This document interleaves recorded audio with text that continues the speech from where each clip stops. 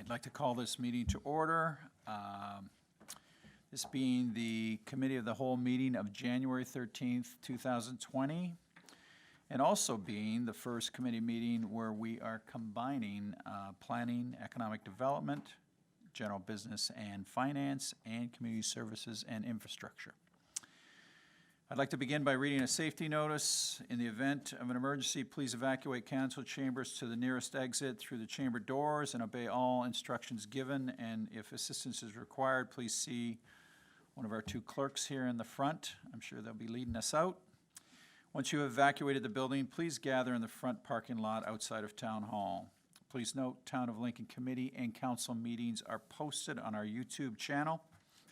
I'd like to thank the public this evening for attending, and I just want to remind everyone of our rules for engagement to please be respectful while others are speaking, and please refrain from clapping.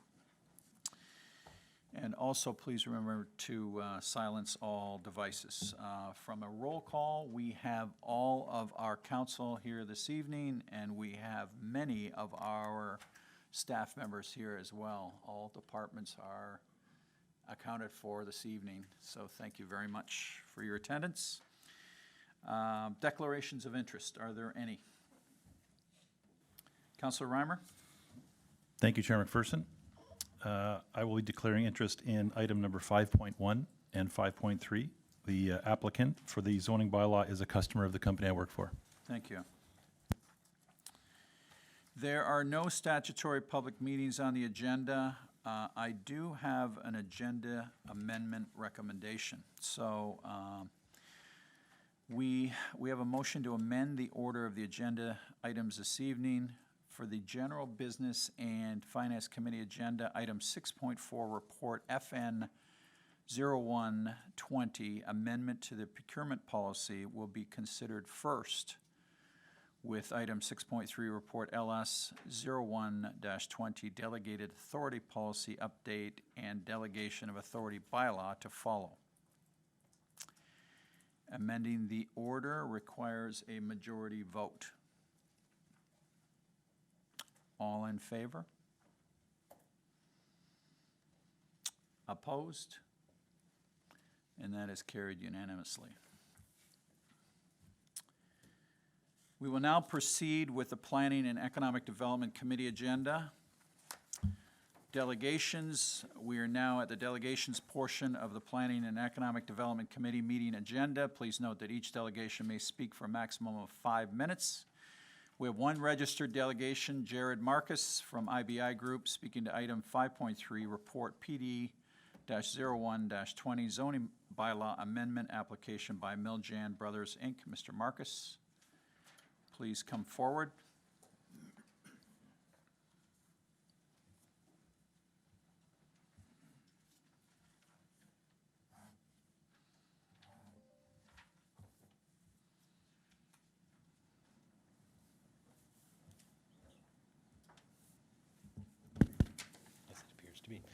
Thank you, Mr. Chair. Happy New Year to you, Mayor Easton, members of Council. Happy New Year. Just a few moments to summarize the zoning amendment application. A couple slides. There we go. A couple slides from the public meeting that we held in December, just to summarize things. The first slide before you is the request to reduce corner lot frontage from 18 to 17.3 meters. This one applied to lots 14, 23, and 24. Those were the corner lots abutting Street A. Next image shows the reduction that we were requesting to the exterior or corner side yard setbacks. And similar to the corner lot frontage request that applied to lots 14 and 23 in this case, but not 24. That request was from 3 meters to 2.5 meters, so we sought a reduction of just 1.5 feet there.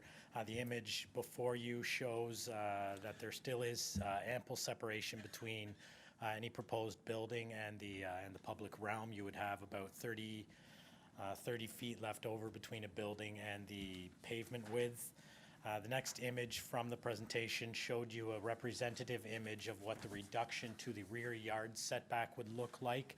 And that one applied to lots 15, 17, 21, 22, 25, 26, 31, and 32. And this was an image shown from lots 32 and 31 in the development, which was on the west side adjacent to the existing residential on Camden Road.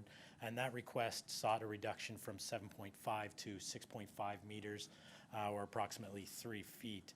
And the reason we wanted to identify this particular one was just to illustrate the interface between existing development and proposed development.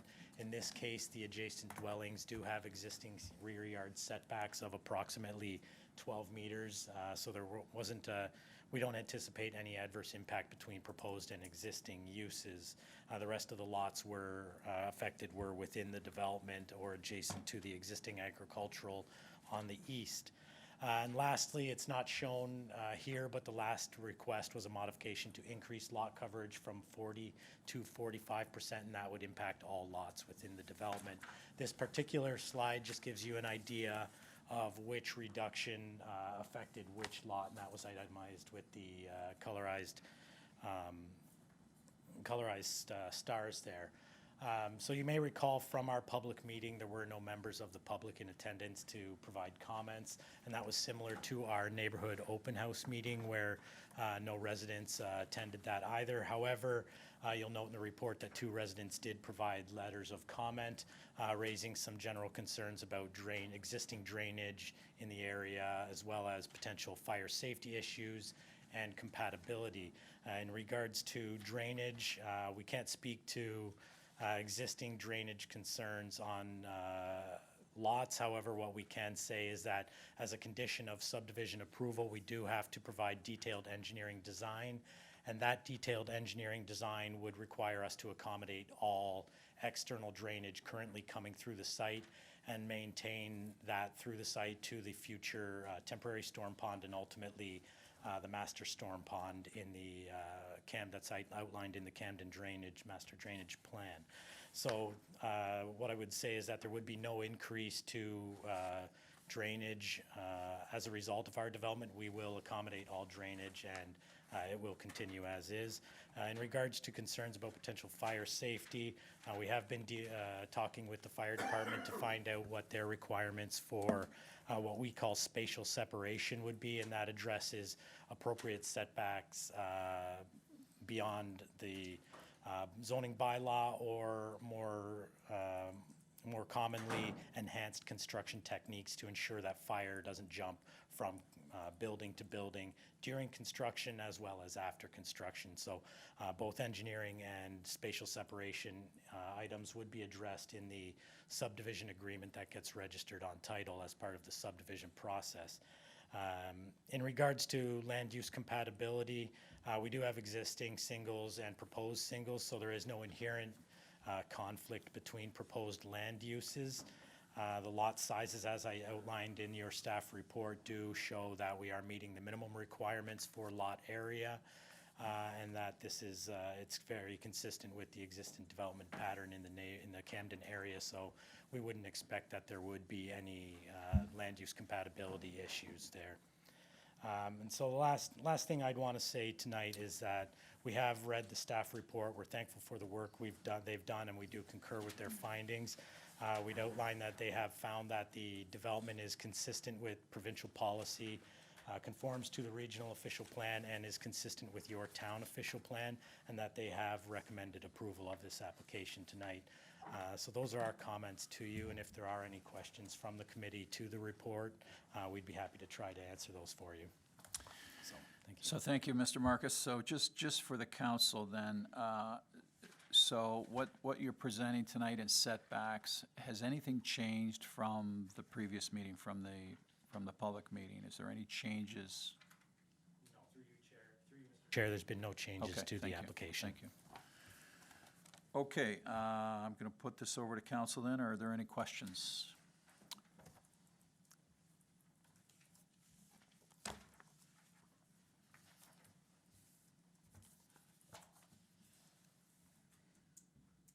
Councilor Russell? Thank you, Mr. Chair. again, just a little sober second thought. On the diagram where you have the two red stars back to back, is that a meter off of the rear setback of each property between Street C and Street B? Yeah, right in the middle. Mr. Chair, that's correct. There would be 1 meter requested reduction from each of those yards. Mr. Chair, one follow-up question. So is there any Sure. consideration about the, again, the actual space that the new residents are going to have? Like, again, now, instead of just being a meter close to the property line, you're going to be technically 2 meters closer to the building than you normally should be behind you. Is there any concern about that? Through you, Mr. Chair, we don't, to the councillor, we don't have any concerns. 6 meters is a fairly typical design criteria that we're experiencing in all municipalities, town of Lincoln included. You know, there is still, it still works out to 20 feet separation between each building and their respective lot line. So you would still have a total of 40 feet separation between each of those buildings. Last question, because I know I have 3. Mr. Chair, is there a drainage swale in the back, heading down the back of that property?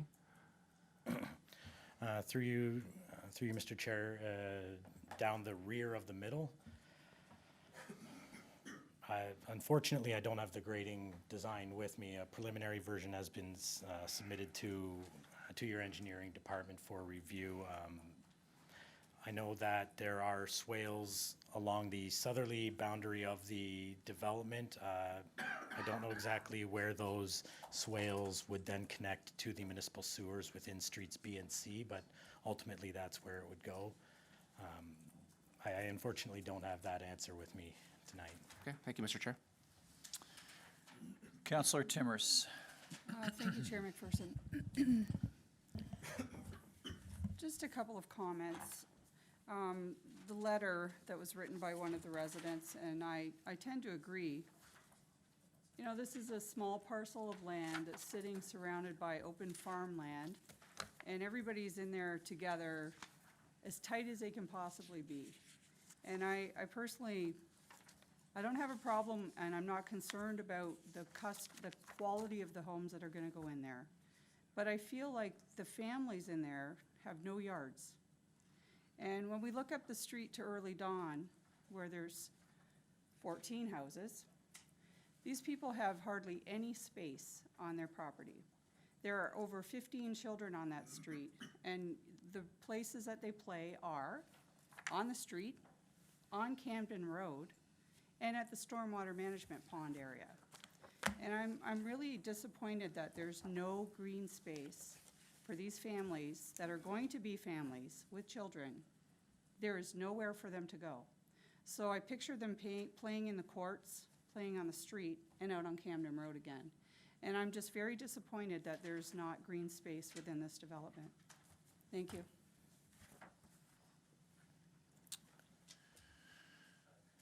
Sure. Chair, I don't have an image, excuse me, through you, Mr. Chair, to Councillor Timmers. I unfortunately don't have any kind of images to show you tonight. The Camden Secondary Plan does have provisions for community open space, and that would be directly adjacent to this development. I understand that's a future consideration that the town would have to purchase land. The town will collect parkland dedicated cash in lieu of parkland dedication with this development. It was, during the subdivision, it was vetted by the rec department. We weren't requested at that time for extra land, but it is in the community master plan. And I understand that that is a long-term goal, that's a long-term consideration that may not be addressed for you at this time. Thank you, Chair McPherson. I thought you took me out of the queue. You're on. Yeah, I do know that. I was there when the urban boundaries were drawn, and I know the plan, but we're looking 2 decades out, and if it'll ever happen.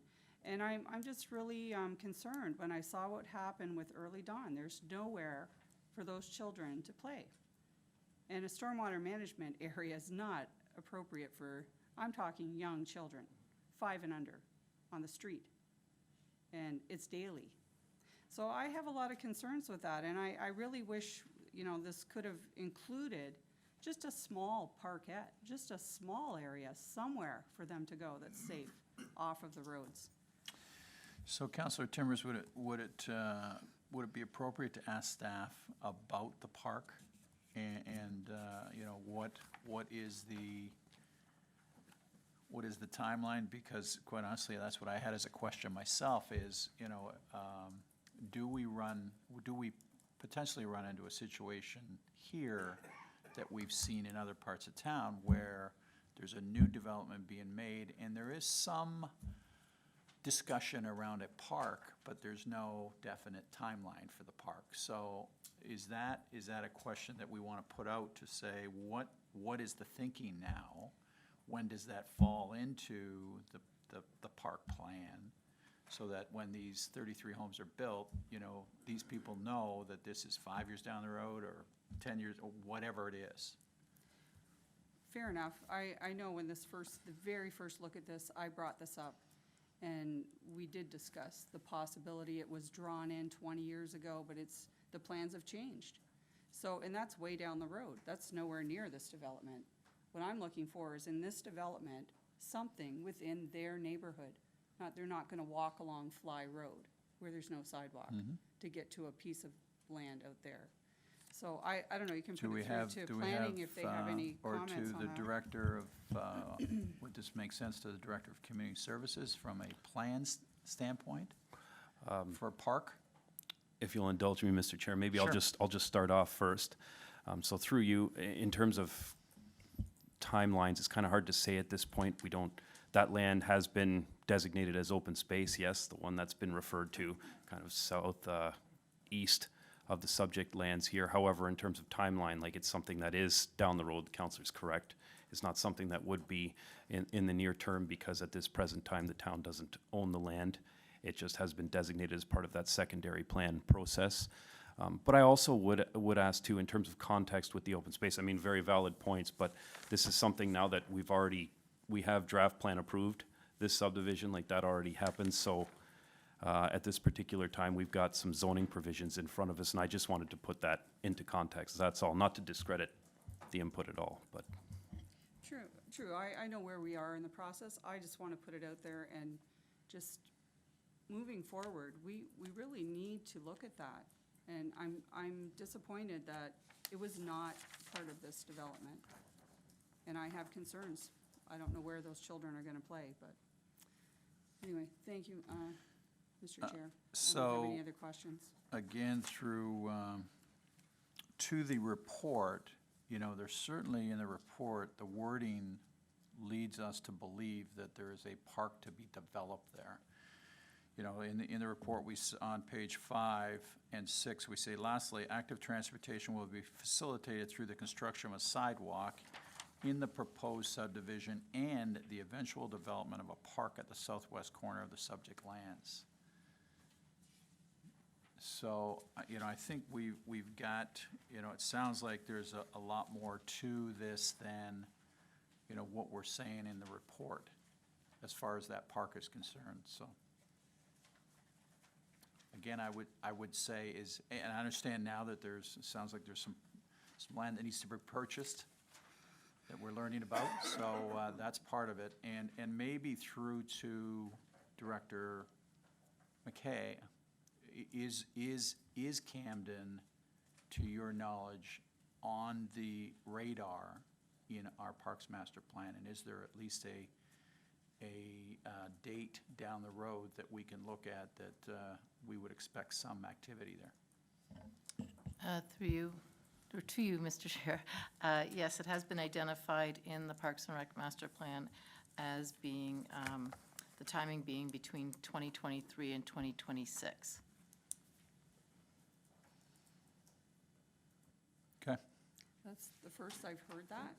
Are you talking the southwest parcel across from the school? Is that the piece that you're talking about? The location? Through you, Mr. Chair, I don't actually have, so I'm reading off our Parks and Rec Master Plan, and what it's identifying what it would include, an approximate cost and the timing, but not the specific location, Okay. just Camden Park Development. Okay, fair enough. Well, maybe we can have more discussion on Sure. that. Thank you. Thank you, Chair McPherson. I have Counselor Mikulik. Chair, through you to the presenter, just curious if, and maybe it's too early to tell or say, is there a proposed demographic of population you're catering this development to, or is it geared towards an adult lifestyle? Is it geared towards seniors, retirees, or is it geared towards families? Is there any plan or thought as to who those that retained your consulting services, who they've geared this development towards? Through you, Mr. Chair, to the counselor. My client hasn't brought that to my attention yet. He hasn't discussed marketing with me, unfortunately. He's not here. I thought he would be, and he could have answered that question for you. I understand that this developer did the Early Dawn Estates that Councillor Timmers was speaking to, and that development did have a lot of young families. I don't know if that's the same demographic. His other developments that I've been working on in other municipalities have been geared towards seniors, but that's not necessarily what this one's going to be. And even if we market to a specific demographic, that doesn't guarantee who buys it. So the unfortunate answer is I don't know who they're marketing to, and unfortunately my client didn't attend tonight. I regret that. Yeah, it's just, it's worthwhile just to note, just certain developments that are brought forward, they are, considered advertised to be towards a retirement community or an adult community, and that gives you an idea of what the needs are for those particular buyers, where in this case, it's almost whoever can afford to purchase a property, that's your customers. So anyways, that's all. Thank you. I'm going to go to Counselor Pachariva, and then we're going to come back to Mayor Easton. Thanks, Mr. Chairman. Through you to Mr. Marcus, and I don't know whether you can answer this or not, but proposed housing mix, bungalows, side splits, back splits, and approximate price range. Through you, Mr. Chair, I suppose the answer is yes, there could be a mix of bungalow split up to 2 stories. They are currently being proposed as custom homes, which means that whoever comes in really has the option about whether they want that bungalow that's split or that 2 stories. Okay. So to Councillor Mikulik's comment, if an elderly couple would like to, they may go with the bungalow. Sure. If a younger family moves in, they would likely go with the 2-story. We don't have a cookie cutter template that we're working towards. It is going to be custom build. Okay, so having said custom built, starting 600, 700? Sorry, I missed that through you, Chair. I missed that part of the question. They don't typically discuss cost with me at this stage. But they haven't presented me with any marketing material, so I'm not sure what the starting price range for a unit like this would be. Okay, because I mean, it would be pertinent knowing some of the comments in the staff report. Because I can't see someone building a $750,000 house and installing an ancillary apartment. It's kind of talking out of both sides of our mouth here. So someone with that kind of means doesn't need an ancillary apartment to support themselves. So that's just where I wanted to head with that, so thank you. That's through the chair to Councillor, I'm sorry, your names are switched up here. Pachariva. Pachariva. Uh-oh. I did notice that in the report when I was reading that earlier today. That didn't come out of any discussions with us, so that's not an item that we've brought forward or have envisioned for the development, so. Thank you. I'll question staff about that, Mr. Marcus. Thank you. You're not going to? I will when we consider the report. Right now, it's just we're dealing with Mr. Marcus because he's delegation. 5.3, I'll deal with it. We're considering the report as well. We're talking to the report. We'll come back. Mayor Easton. Thank you very much, Mr. Chairman. Jared, I have to say that, and I think you know that I've asked this question a number of times before. It's always a concern of mine when the owner of the property doesn't show up and demonstrate some respect for the process. So you can pass that on to your employer because, you know, people in Camden are concerned about this, about the property. And I know we're talking about zoning tonight, and when I look at those lots that are directly adjacent to where the current garage is, I just could not find any reference, and I don't remember us really talking about this. What kind of soil testing has taken place, and how far into those backyards would that have been done? Through you, Mr. Chair, to Mayor Easton, there was a Phase 1 and 2 environmental report that was done. It did find that there was no contamination that warranted further study. I don't have the report with me, so I don't know where the specific boreholes would have been taken to come up with those findings. They would have been placed randomly throughout the entire property to come to those understandings, but yeah, it was found to be clean.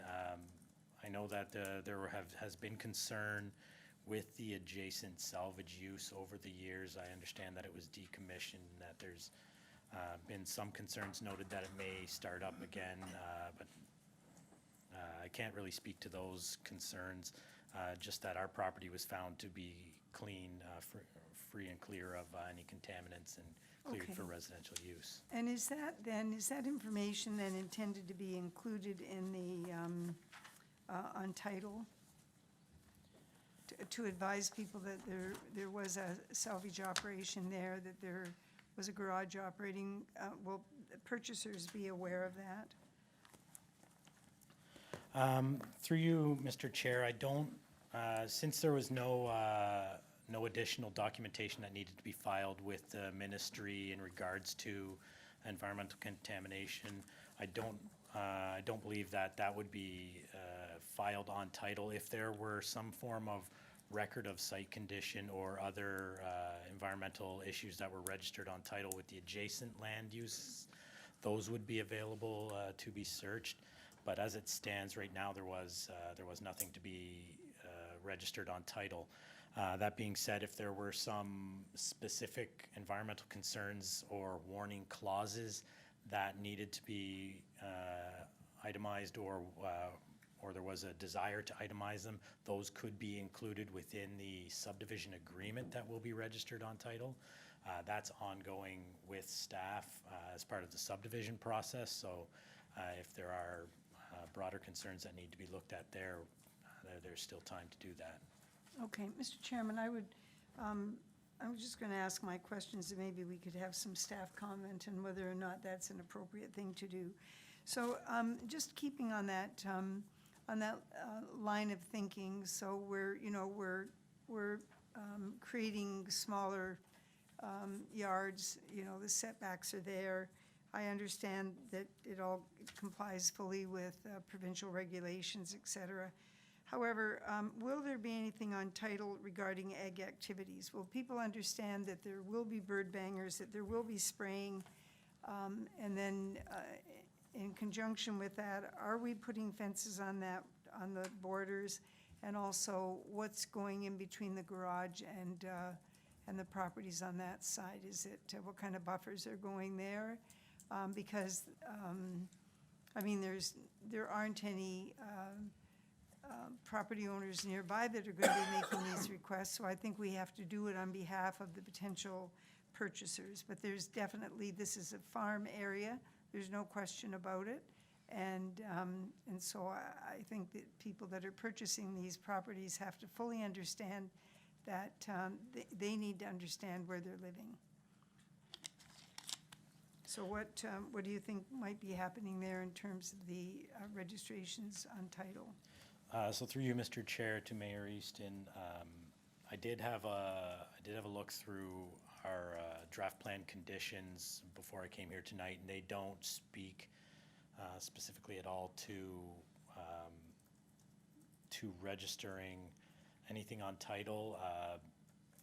What I would say is that it is typical when we are adjacent to a rural area or an urban boundary such as this, that similar to the environmental, we would see warning clauses registered within the subdivision agreement that would advise potential purchasers that there would be farm operations in the normal course of their operations that could pose nuisance. Typically, it is related to livestock type things, but any manure spreading, there would be warning clauses within the registered subdivision agreement that would advise potential purchasers that there are possible nuisances from farm operations. So if those need to be specifically upgraded to state bangers or spraying or something of the like, again, there is the opportunity to register that on within the subdivision agreement. Right, right. Similarly to the fencing, I did look at the subdivision conditions, and there is nothing specific listed in the conditions of approval about fencing. Again, there is generic requirements in the subdivision agreement to where fencing would be required. Typically, you would see chain link fencing abutting an urban boundary limit like this on the north end, so that you would have that clear separation between what is an urban use and what is a rural use. Again, that wasn't a condition of approval, but it would be expected to be outlined within the subdivision agreement. So through the draft plan process, those conversations will still be had with staff. Okay, and would that, through you, Mr. Chairman, would that include also the garage? Through you, Mr. Chair, I would expand to say that all fencing around the development. I only spoke specifically to the urban boundary, but no fencing has been commented on, but through the agreement, that will all be fine-tuned where Okay. it's required. So, Mr. Chairman, I have to go back to Councillor Timmer's comments because I think they're very valid. You know, we have a piece of property in essentially a very rural area, which has been fairly carefully developed, you know, as time has gone by. You know, we have two things. We've got a secondary plan, but it's not really attached to this. It doesn't come through as being a relevant informing document because I don't know what decisions are being made right now as a result of that. It's just there, and I guess you hope for the best. And then we have the Camden Drainage Master Plan, and this whole area up there floods like crazy. But I certainly respect the comment that you made about how the drainage will be managed, but again, it's another document that's out there. So I have to ask a question through you, Mr. Chairman, to the staff, since we're talking about the report. Or do you want me to wait? Why don't we wait for that? Okay, Why don't we wait for and that? I'll ask Hold a that one. question about Hold that, that one, yeah. and we'll come back to that. So I'm just looking for something a little bit more holistic. We've never really seen any pictures, I don't think, of what this could potentially look like. I'm getting a bit weary of that because I'm not very happy right now with some of the subdivisions that are being built. And there's a gap of time in there where council are not involved in the decision-making process. And so sometimes you drive by these things when they're being built and you're just shocked at what you see. So anyway, thank you very much for coming forward this evening. Thank you, Mr. Chairman. So thank you, Mr. Marcus. Councillor Mikulik, before you leave. Thank you very much, Mr. Chair. Hang on. Let me come back to you. Okay. Thank you very much, Mr. Chair. Through you, just a quick comment with regards to these lots, these custom-built home lots. Is there any plan on certain provisions within building, X number of square feet of siding, brick, appearance, garage type, asphalt driveway, stone driveway? Is there any sort of thought as to what the finished products will look like, or is it just wild turkey surprise? Chair, that is something I meant to comment on earlier in my presentation, and it slipped my mind when looking through my notes. One of the conditions of draft plan approval is that we do have to produce an urban design brief or memo, which is going to outline the type of development, or not development, excuse me, the type of building design that we will be presenting. As I've noted before, it's not going to be cookie cutter, so we don't exactly know what is going to be built and how it will look, but we will be producing a document for staff to review and approve that will outline some of the design criteria that we do see the neighborhood having. So that will say whether there's brick or siding, treatment of driveways, front yards, things of that nature. So that's a condition of the draft plan approval, and that's something that we still need to work through with town staff. Yeah, that's a concern I would have with any subdivision, that there's some sort of consistency within, that it's not just, one house is worth 150,000 and another one's worth 600. So that's just a concern I'd have. Thank you.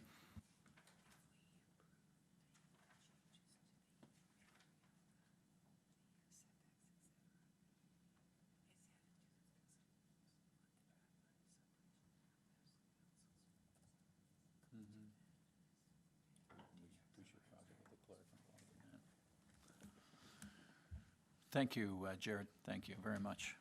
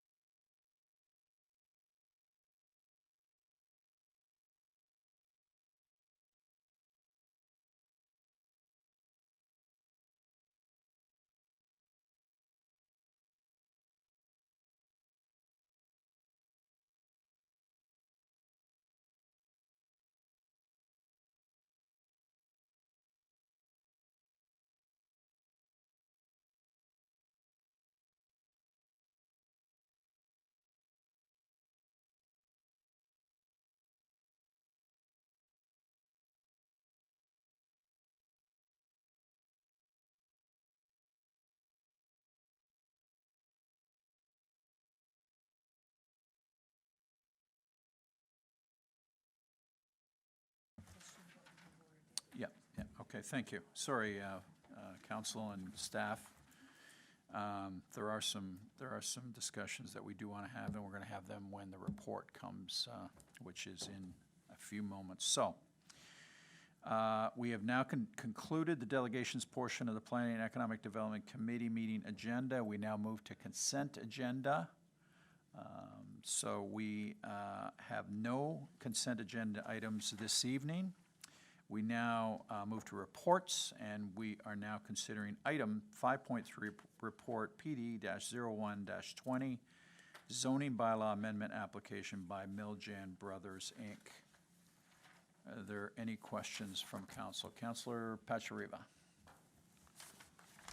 Thank you, Chair McPherson. And I'd like to echo Councillor Timmer's concerns about the lack of park. And I had spoke to this when we had the public meeting in December, that, you know what, the design of the two cul-de-sacs probably isn't optimum for achieving what we needed in this, addressing the park concerns, addressing the 12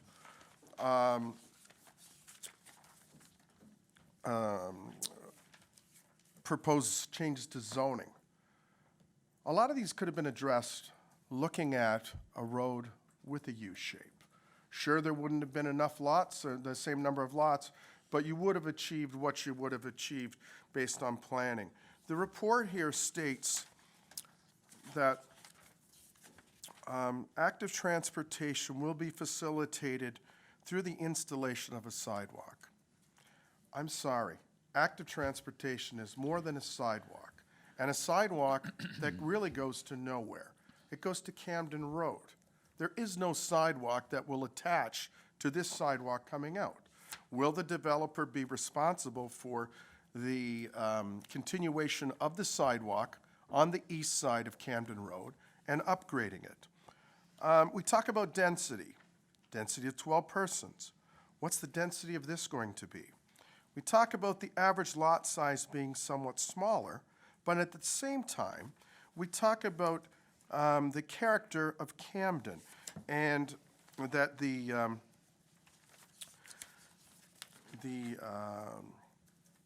lots are 529 square meters to 808 square meters. So you've got a baseline. You've got a baseline established. We've heard the concerns about the early Dawn subdivision, yet we didn't address those concerns, which I find concerning. My question to Mr. Marcus tonight about the approximate cost of the house. And, you know, the region outlines they don't have any issues, but they encourage additional housing types. More affordable, accessible, and suitable. And that's really not addressed here.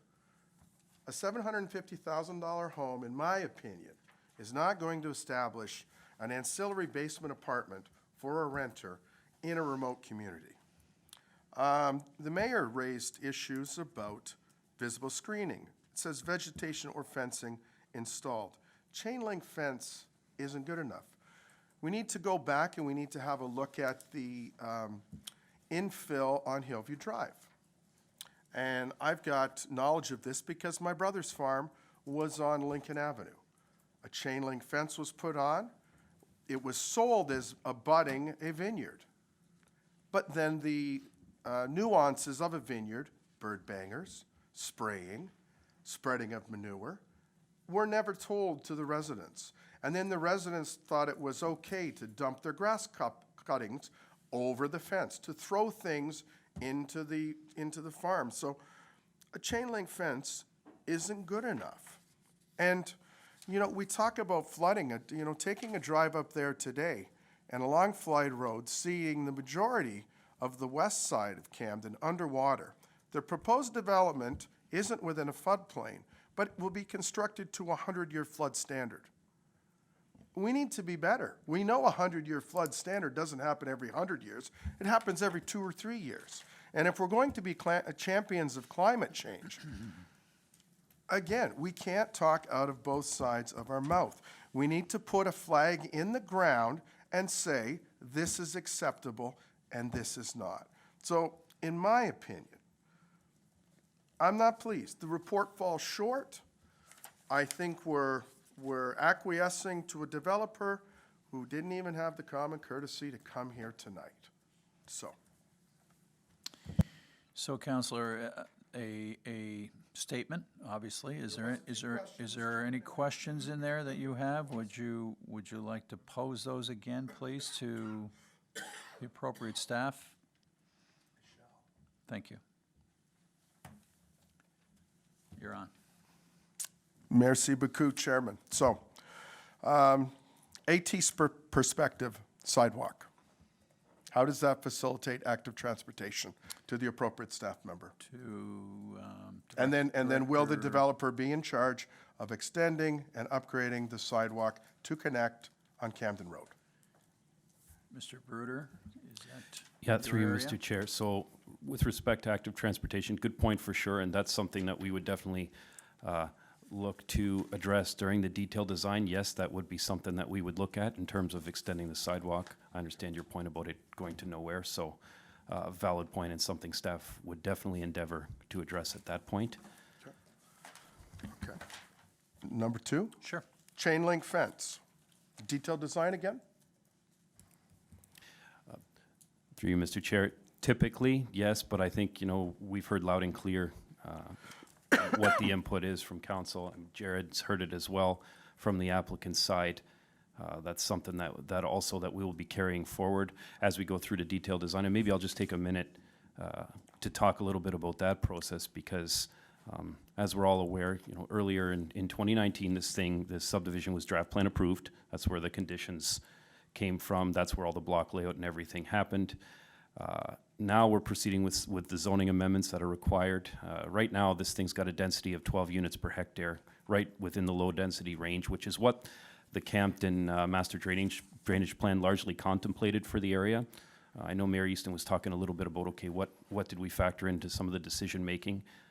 That drainage plan for sure, and talking about, some of the improvements needed to accommodate drainage, i.e. Street A, which is that street going through. There needed to be storm sewer in there. So that road going through, as well as some of the stormwater retention facilities that have been identified. This pond's a temporary solution, knowing that there's going to be another one downstream. So a lot of these factors did come into this. But as we move forward now into detailed design, there is another touch point with council as well. Typically, well, as you all know, it's not a public process at that point, but we do come forward when the subdivision agreement is ready. So perhaps that's another opportunity for you to have a look at detailed design as it unfolds a little bit further. It's just a little bit different than our draft plan of subdivision or our zoning process in that it's not meant to be, it's not a public process. So I just wanted to highlight that for you. Okay, thank you. And with respect to input from our climate change coordinator and addressing the 100-year flood requirements, I see that the region and the Escarpment Commission and Enbridge and Fire has commented, but no comments from the climate change coordinator. And again, this was highlighted at budget where, these things need to be flagged and they need to be commented on and concerns issued. So wondering when that might happen. Definitely a good point, Councillor, and I'll make sure that our climate change coordinator is circulated on all submissions from here on in. Absolutely. That's my three, Chairman. Thank you. Good points, Counselor. Counselor Michaluk. Thank you, Mr. Chair. Through you to staff. Just, it's zoned R1, and I'm just curious how that relates to the accessory dwelling piece. Is there an opportunity for each unit to possibly add an additional accessory dwelling? Through you, Mr. Chair. Yeah, when it comes to R1, that permits single detached dwellings. As our zoning bylaw currently exists, we do permit secondary or accessory dwelling units within single detached dwellings only at the moment, but they're subject to certain criteria. The size of the unit, the parking requirements. Right now, they are subject to parking requirements for an apartment, which would be 1.25. So there's a lot of criteria there that needs to be considered before they can actually include one in their plans. I have to say too that the report, I understand there was a few references made to these accessory dwelling units, and Jared's correct, that wasn't something that they actually brought forward. The staff report was more intended, although I don't think it came through in the wording, to just flag that there is that potential if the resident chose to do that. So. And if I may, the concern I have is with these two courts that are on this plan. I don't see an opportunity for very much parking for at least, I'm going to say 10 of the units, depending on which side of the street parking's permitted. My guess is that parking would be accommodated opposite the sidewalk, facing online with the housing. But again, I'm not a planner, and ultimately the concern I have is that we have a number of accessory dwelling applications, and parking is going to be next to impossible. So that's all. Thank you. Counselor Pachariva. Oh. Thank you, Chairman. I didn't think I was going to come in that soon. I was waiting for a follow-up from everyone else. But through to staff, too, the letter from Mrs. Humphrey, wondering about the sewer costs and things like that. How I don't see that addressed anywhere. So wondering what's the validity to some of these statements? How is this going to be addressed? And what does it all mean? Through to Mr. Bruder. Sure, Mr. Chair. So With respect to sewer costs, that's something definitely still to be flushed out as we move forward. I'd just like to remind everybody again that right now what we're looking at here is we're looking at the zoning provisions. That's what's before you today. As we move forward, most definitely as part of the subdivision agreement process, we have to scope out what the costs are, how they're allocated, what's development charge eligible, and all those things. So that does happen, but at this point, like I said, I just want to flag that this is with respect to the zoning amendment before you. No, and I get that, and I do acknowledge the pun of flushing of sewer costs, but, you know, we've got a letter here from the public, and they're not aware of the steps that taken in the process, and they've got some concerns that they've laid out, so I think they deserve an answer in some way, shape, or form.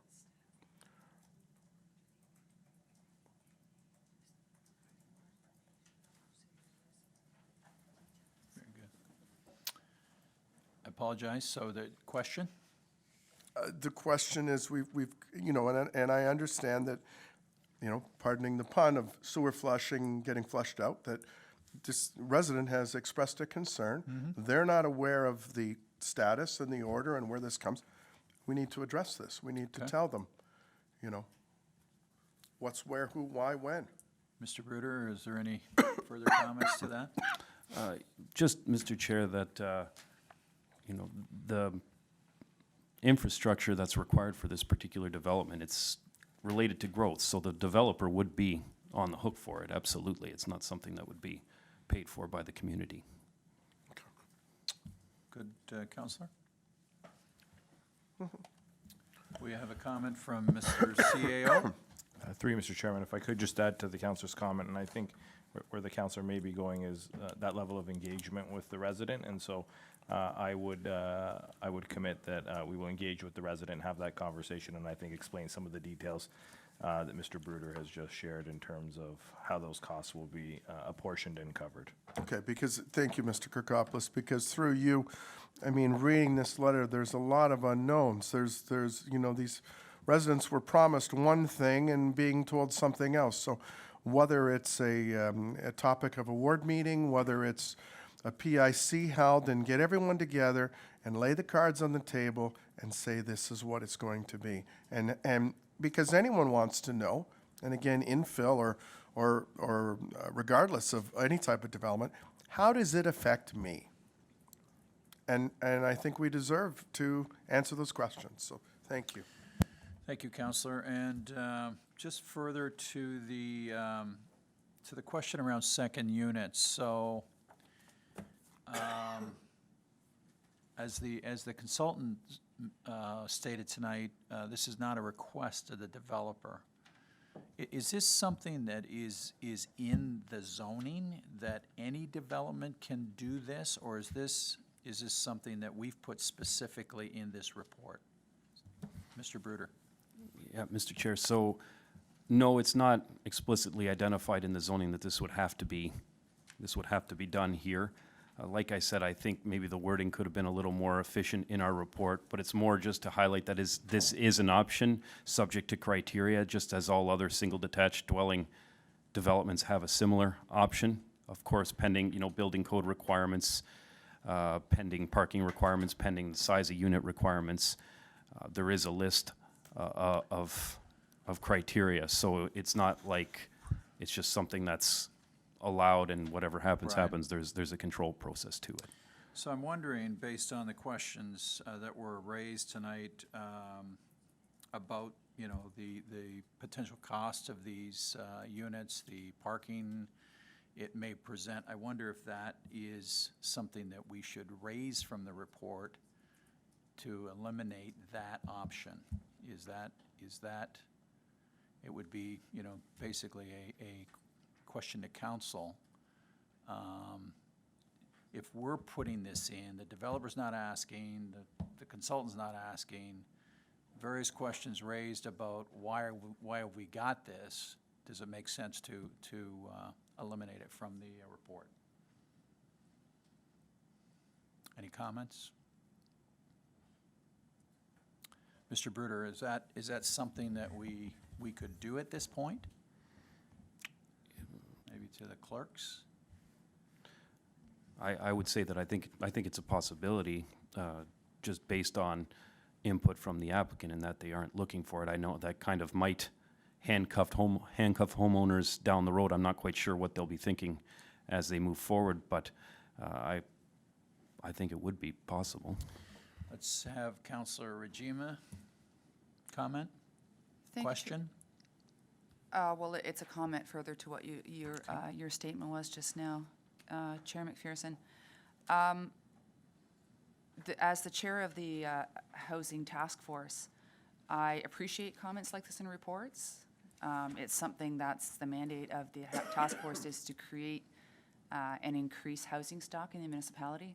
So I appreciate comments that address the possibility of increasing housing stock in any potential development, which the potential of secondary units does.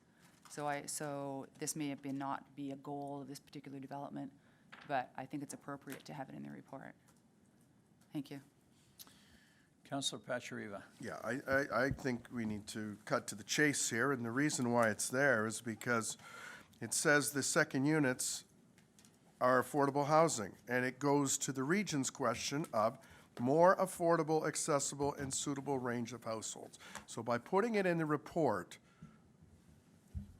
you're saying it's an option, but really it's not. So I don't think you can strike it because you're tying people's hands, but, you know, affordable, accessible, and suitable housing types are a way to address it, not a homogeneous landscape. So we see that in other areas throughout town where subdivisions are brought in, and we're faced with a mix of housing and the rationale behind it, yet the reverse comes here. So I don't think that, and with all due respect to the Housing Task Force, I don't think that any affordability, accessibility, or suitable housing types are going to be coming from a $750,000 house, adding an accessible apartment in a remote area. Councillor Rajima. Just further to my comment just now, whether it's likely to happen or not is one thing, but the fact that it is an option, I think, is always relevant. It is an option to have a secondary unit within these single detached dwellings, so I do appreciate that. Okay. All right, I'm going to move over to Mayor Easton because there was some questions that she wanted to raise with regards to the development when the report was brought forward. Mayor Easton. Thank you very much, Mr. Chairman. I just want to be clear, because I haven't read the Camden Drainage Master Plan. I thought maybe there was an executive summary available, but my question really is related to the Gavora Ditch. Is the Gavora Ditch part of the Camden Drainage Master Plan? I understand very well everything about this temporary stormwater management. I don't have any problem with that. But this is another unknown. This is an area that has been flooding and flooding and flooding. This is an area where the Gavora Ditch, when it wasn't properly maintained, was creating major issues for a lot of property owners. And I read my file over the weekend because I wanted to pay attention to the fact that people were really, even in the 80s, they were going to be charged a certain amount per property owner for the town to do the maintenance. So what's happening with that? Is it in the condition that it ought to be? And does it pose a risk for the future? It may or may not have anything to do with the zoning, but I don't know where else I could possibly ask this question. Okay, Mr. Brute or Mr. Graham? Thank you. You're not on? Through Mr. Chairman to the mayor. So the town completed the Camden Master Drainage Plan, and its focus is primarily on Camden. So and one of the main objectives was to give us guidance and framework on how we're going to develop property within Camden and still manage drainage properly. The Gavora Ditch, comes into Camden. And then once it's within Camden, it's referred to as Penner Creek and Stony Creek. So the Gavora Ditch is sort of outside of the Camden hamlet area, if you will. It's more in the agricultural portion of the municipality, sort of to the, if I had a map, I could show you, and we'd be happy to share that. It's more to the southwest of Camden, the Gavora Ditch. But it does come into Camden, and then it turns into the Stony Creek, I believe. Stony Creek it's called. And that system flows sort of southeast out of Camden. And then there's the Penner Creek, which is north of this property that we're referring to. Probably should share a map at some point. It would be easier to see. But the Gavora Ditch was a municipal drain a number of years ago with the municipality. So it's not really part of this development. It's more outside in the rural area. I don't know if that helps or not, but. Okay, I actually have the map, but it was really, and thank you very much for that, Mr. Graham. My concern was, you know, if we haven't been maintaining it, which was the issue in the past, that, you know, would there be any reason for us to believe that if we had a 1 in 2 year, 100-year type storm, are we going to be having, are we going to have to be dealing with that? But it sounds like the plan is that that's not going to be part of this. Okay, so I'm going to leave that alone. I just wanted to put it on the table as something that's on my mind, because it has significant history. Thanks Very very good. much, Mr. Chairman. Okay, so are there any,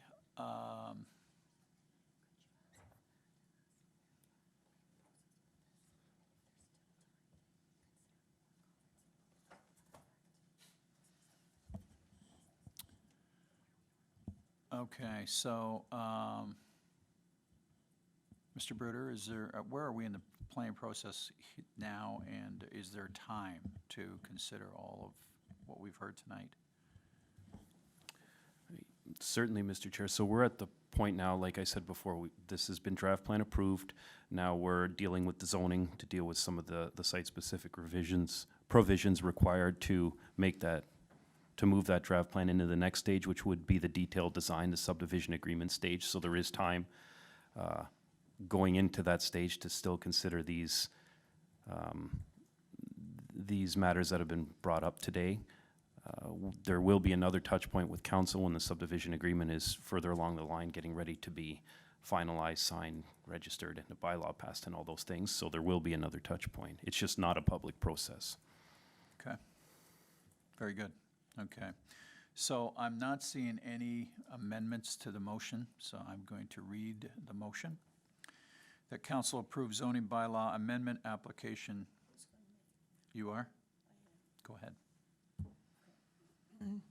Mr. Chairman, the motion as it stands, you know, it was my plan to change that. I just wanted to add that under the council deem that zoning bylaw conforms to the official plan for the town of Lincoln, the council directs staff to report back to the appropriate committee on the solutions to the design concerns raised this evening.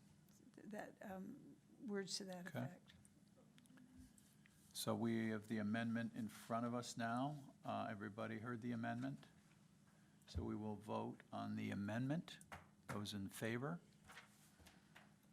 So we have 1, 2, 3, 4, 5, 6. So that is carried. So if you would hand me that, Mary Easton, I can add that to the motion. Okay, could I have a clean piece of paper? I can just use yours if I can read yours.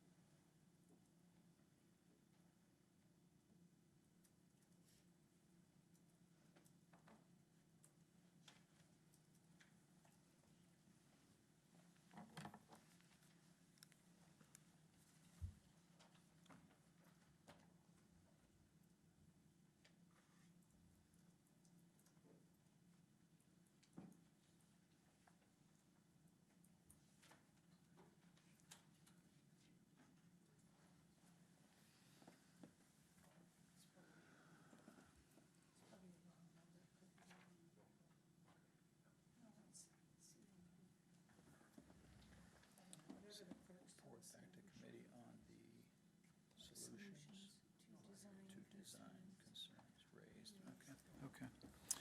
All right, council, so the motion that we have in front of us is that council approves zoning bylaw amendment application PLZBA 201-90169 in the name of Miljan Brothers Incorporated, and that council enact and pass zoning bylaw attached as Appendix B of Planning Development Report PD-01-20 to amend the zoning regulations for lands at 3627 Camden Road, and that council deem that zoning bylaw conforms to the official plan for the town of Lincoln, and that council direct staff to report back to the appropriate committee on the solutions to design concerns raised in conjunction with report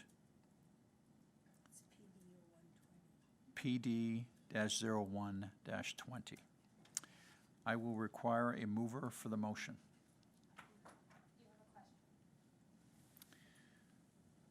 We have a question from Councillor Rajima. Thank you, Chair McPherson. My comment is that I would like to vote in favor of the motion to approve the zoning bylaw amendment, but I'm not certain that we have the processes in place to require that that the detailed design come back to a committee. My understanding is that urban design brief has been requested as part of the draft plan requirements. So I'm not completely comfortable asking for that unless I can be told that we do have a process in place, but I don't think we do. So I would like to vote in favor of the zoning amendment, but not the amendment to the motion. So if that can be pulled out separately, or if I can be told that we do in fact have a process through which we can request that detailed design come back to a committee. So, Mr. Bruder, can we just answer the question about process here? Sure, Mr. Chair. So in terms of when this comes forward again, I mean, typically in the subdivision agreement stage, we don't come forward for, a thorough review and approval of the design. That is true. It's more of a process related, similar to how we enter into a site plan agreement. During that process, we come forward. It's kind of similar for a subdivision at that particular stage. So the process wouldn't exactly unfold in that way. However, I don't see an issue with at least us reporting back with an update pertaining to how the design is going. Thank you, and I think that's what we're asking, is for a report to come back with answering the various questions that were raised tonight. So I think that was asked in the amendment, and we approved the amendment. So now we're talking about the whole motion. So do we have a mover for the motion? Councilor Pachariva, all in favor? 1, 2, 3, 4, 5, 6. We have a unanimous move of that motion.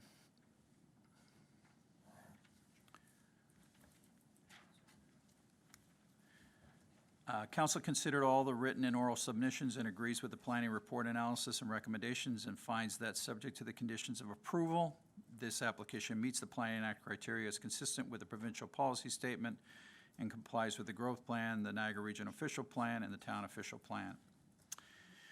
We have now concluded the Planning and Economic Development Committee agenda. We will now rotate to allow Councilor Mikulik to assume the chair at this time for the General Business and Finance Committee agenda.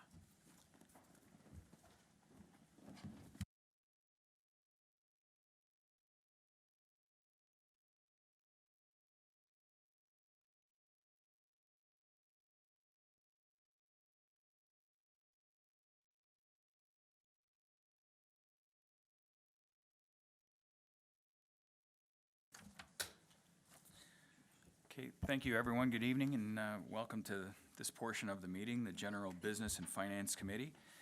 Agenda, delegations, 6.1 delegations. We have no delegations this evening for the General Business and Finance Committee agenda. 6.2, consent agenda. We have no consent agenda items this evening.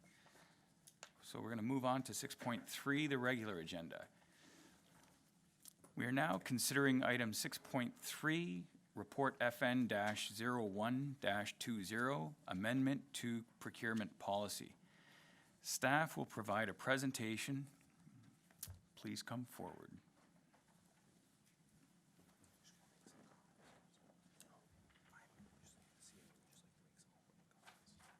Right now?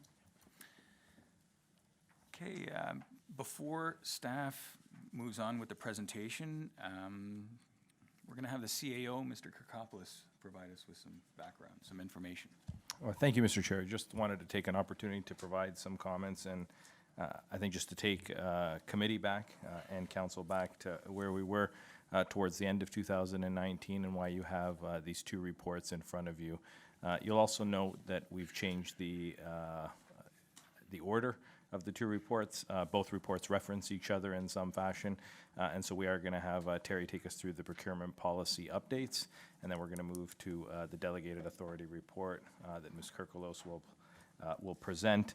But you'll recall when we were talking about the procedural bylaw updates, when we were talking about committee structure, we talked about looking at the policies we have in place, looking at the authorities we have in place, and how those would be important in terms of just streamlining the business that we do on behalf of council and on behalf of the community. And so before I turn it over to Terry to take you through with that, as it relates to procurement, and we've had conversations around procurement for some time, this policy does establish the authority that officers and employees have in the organization and in the town to execute transactions with respect to the purchases and the various supply chains and those related activities that are in place. It does acknowledge and does highlight, and you'll hear, I think, Terry speak to the ethical, efficient, and accountable management of that and why it's important and why we have come here before you.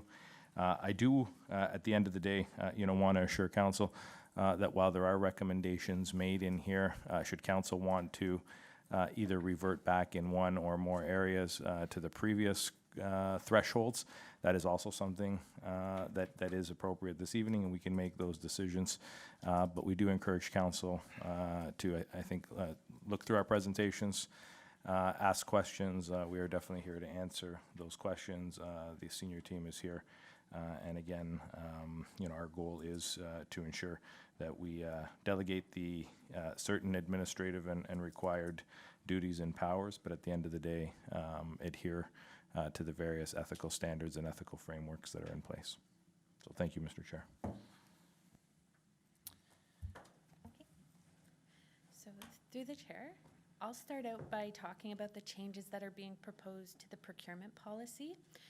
There are three main changes. It's not a complete redo of the procurement policy. It's more so to align it with the delegated authority update that we're doing, and also a little bit of the environmental stewardship.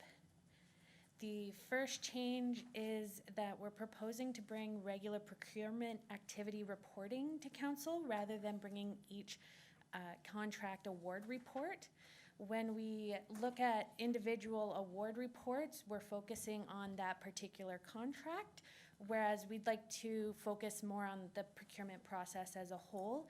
Having a report that discusses all of the activities will give us a chance to discuss what went into it and also to make further changes to the procurement policy if you so desire.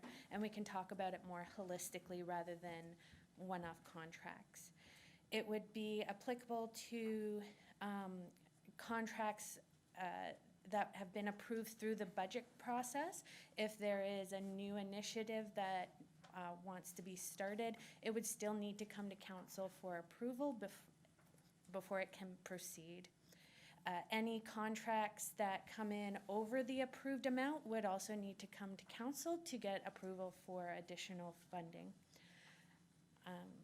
So one thing that is a big priority for us is the enhanced communication. We want to make sure that we're having ongoing discussions with council about the procurement process as a whole, answering the questions and making sure that you feel comfortable in the authority that we have. We also are planning more training for our staff on budgets, finance, the procurement process all around. So a lot more discussion and interactions between everyone. The signing authority limit increases that were proposed so the percentages will fluctuate based on who's doing it on how many we have, on the type of processes that we have, but just for 2018, about 12% of the formal procurement processes were between 25,000 and 50,000, and 8% were between 100,000 and 150,000. The one item is that we're proposing to increase the signing limits for managers to be up to 50,000 and for directors for it to be up to 150,000. Anything above that would require CAO approval. It would only be applicable to managers who have been delegated the responsibility from their director to oversee a budget, and the directors would still oversee their departmental budgets and hold their managers accountable. The CAO would then hold the directors accountable. The increased limits for the procurement processes to align with, well, they do align with these new limits for the management levels, and it's just that the cost of doing business continues to increase, and we're just trying to maintain an efficient and effective operations. The last change is relatively minor, and it's to do with the disposal of surplus assets. I did consult with our climate change coordinator. We just want to make sure that we're doing everything possible to make sure that assets are being reused and recycled before they get sent to a landfill or destroyed. Those are the main changes to the procurement policy.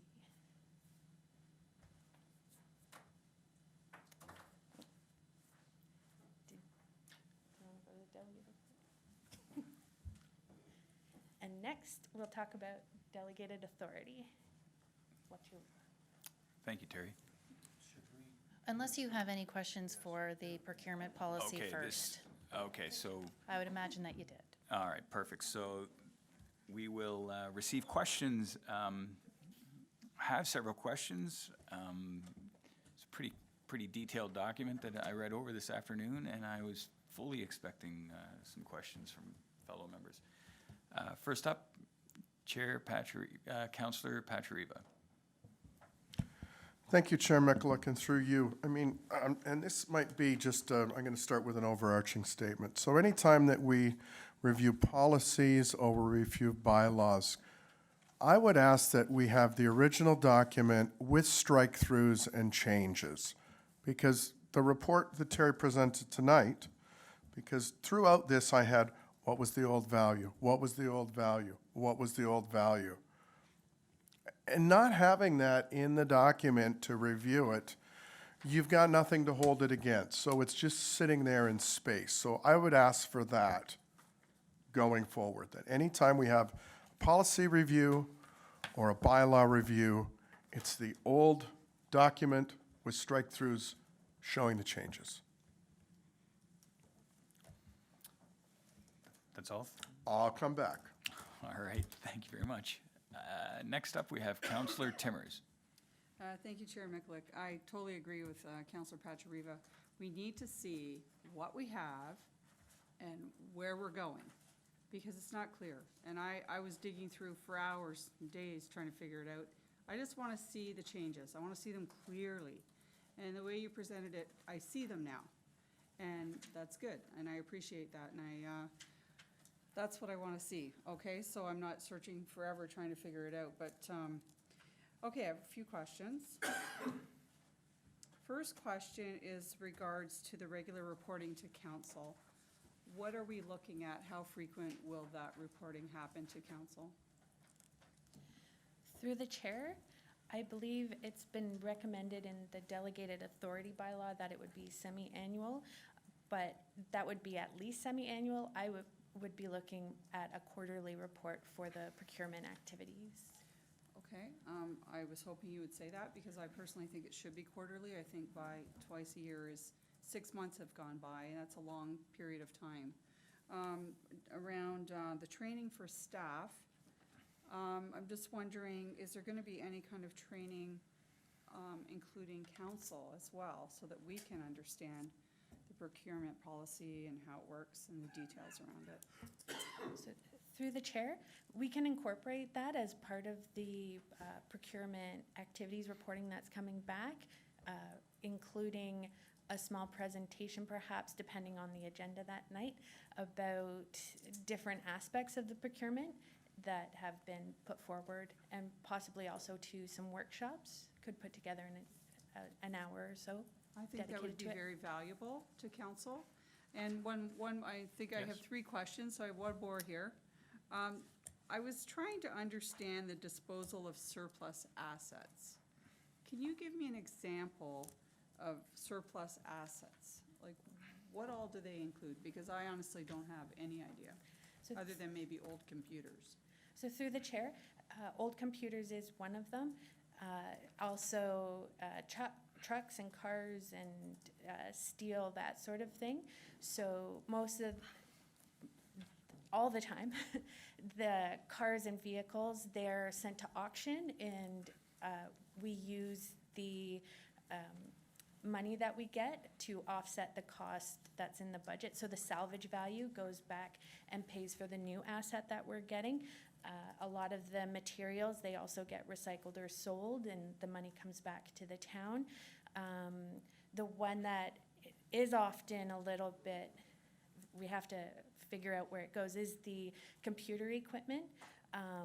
We try and donate it first. Well, first and foremost, we make sure that it can't be used within the town by the summer students or another department. Then we offer it as donation to any local schools or clubs or not-for-profits to see if they could use it. If they can't use it, we try to sell it on places such as GovDeals or those kind of avenues. And if all that fails, then we could sell it to internal staff for a fair cost. But if there's nobody that needs a computer and all of that, that's when it would go to recycling or Okay, landfill. very good. Thank you, Terry, for clarifying that for me. Thank you very much. Very good. Thank you, Chair. Thank you, Councillor Timmers. Next up, Councillor Brunei. Thank you, Chair Michalak. Through you to the presenter.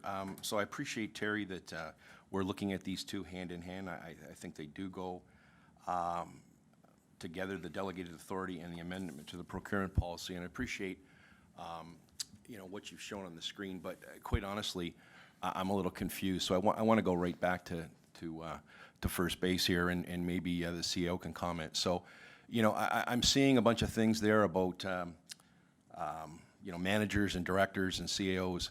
But when I think of procurement, and I've been pretty repetitive over the last 4 or 5 years, that we need a procurement officer. So do we have a procurement officer? Maybe we could start with that. Through the chair?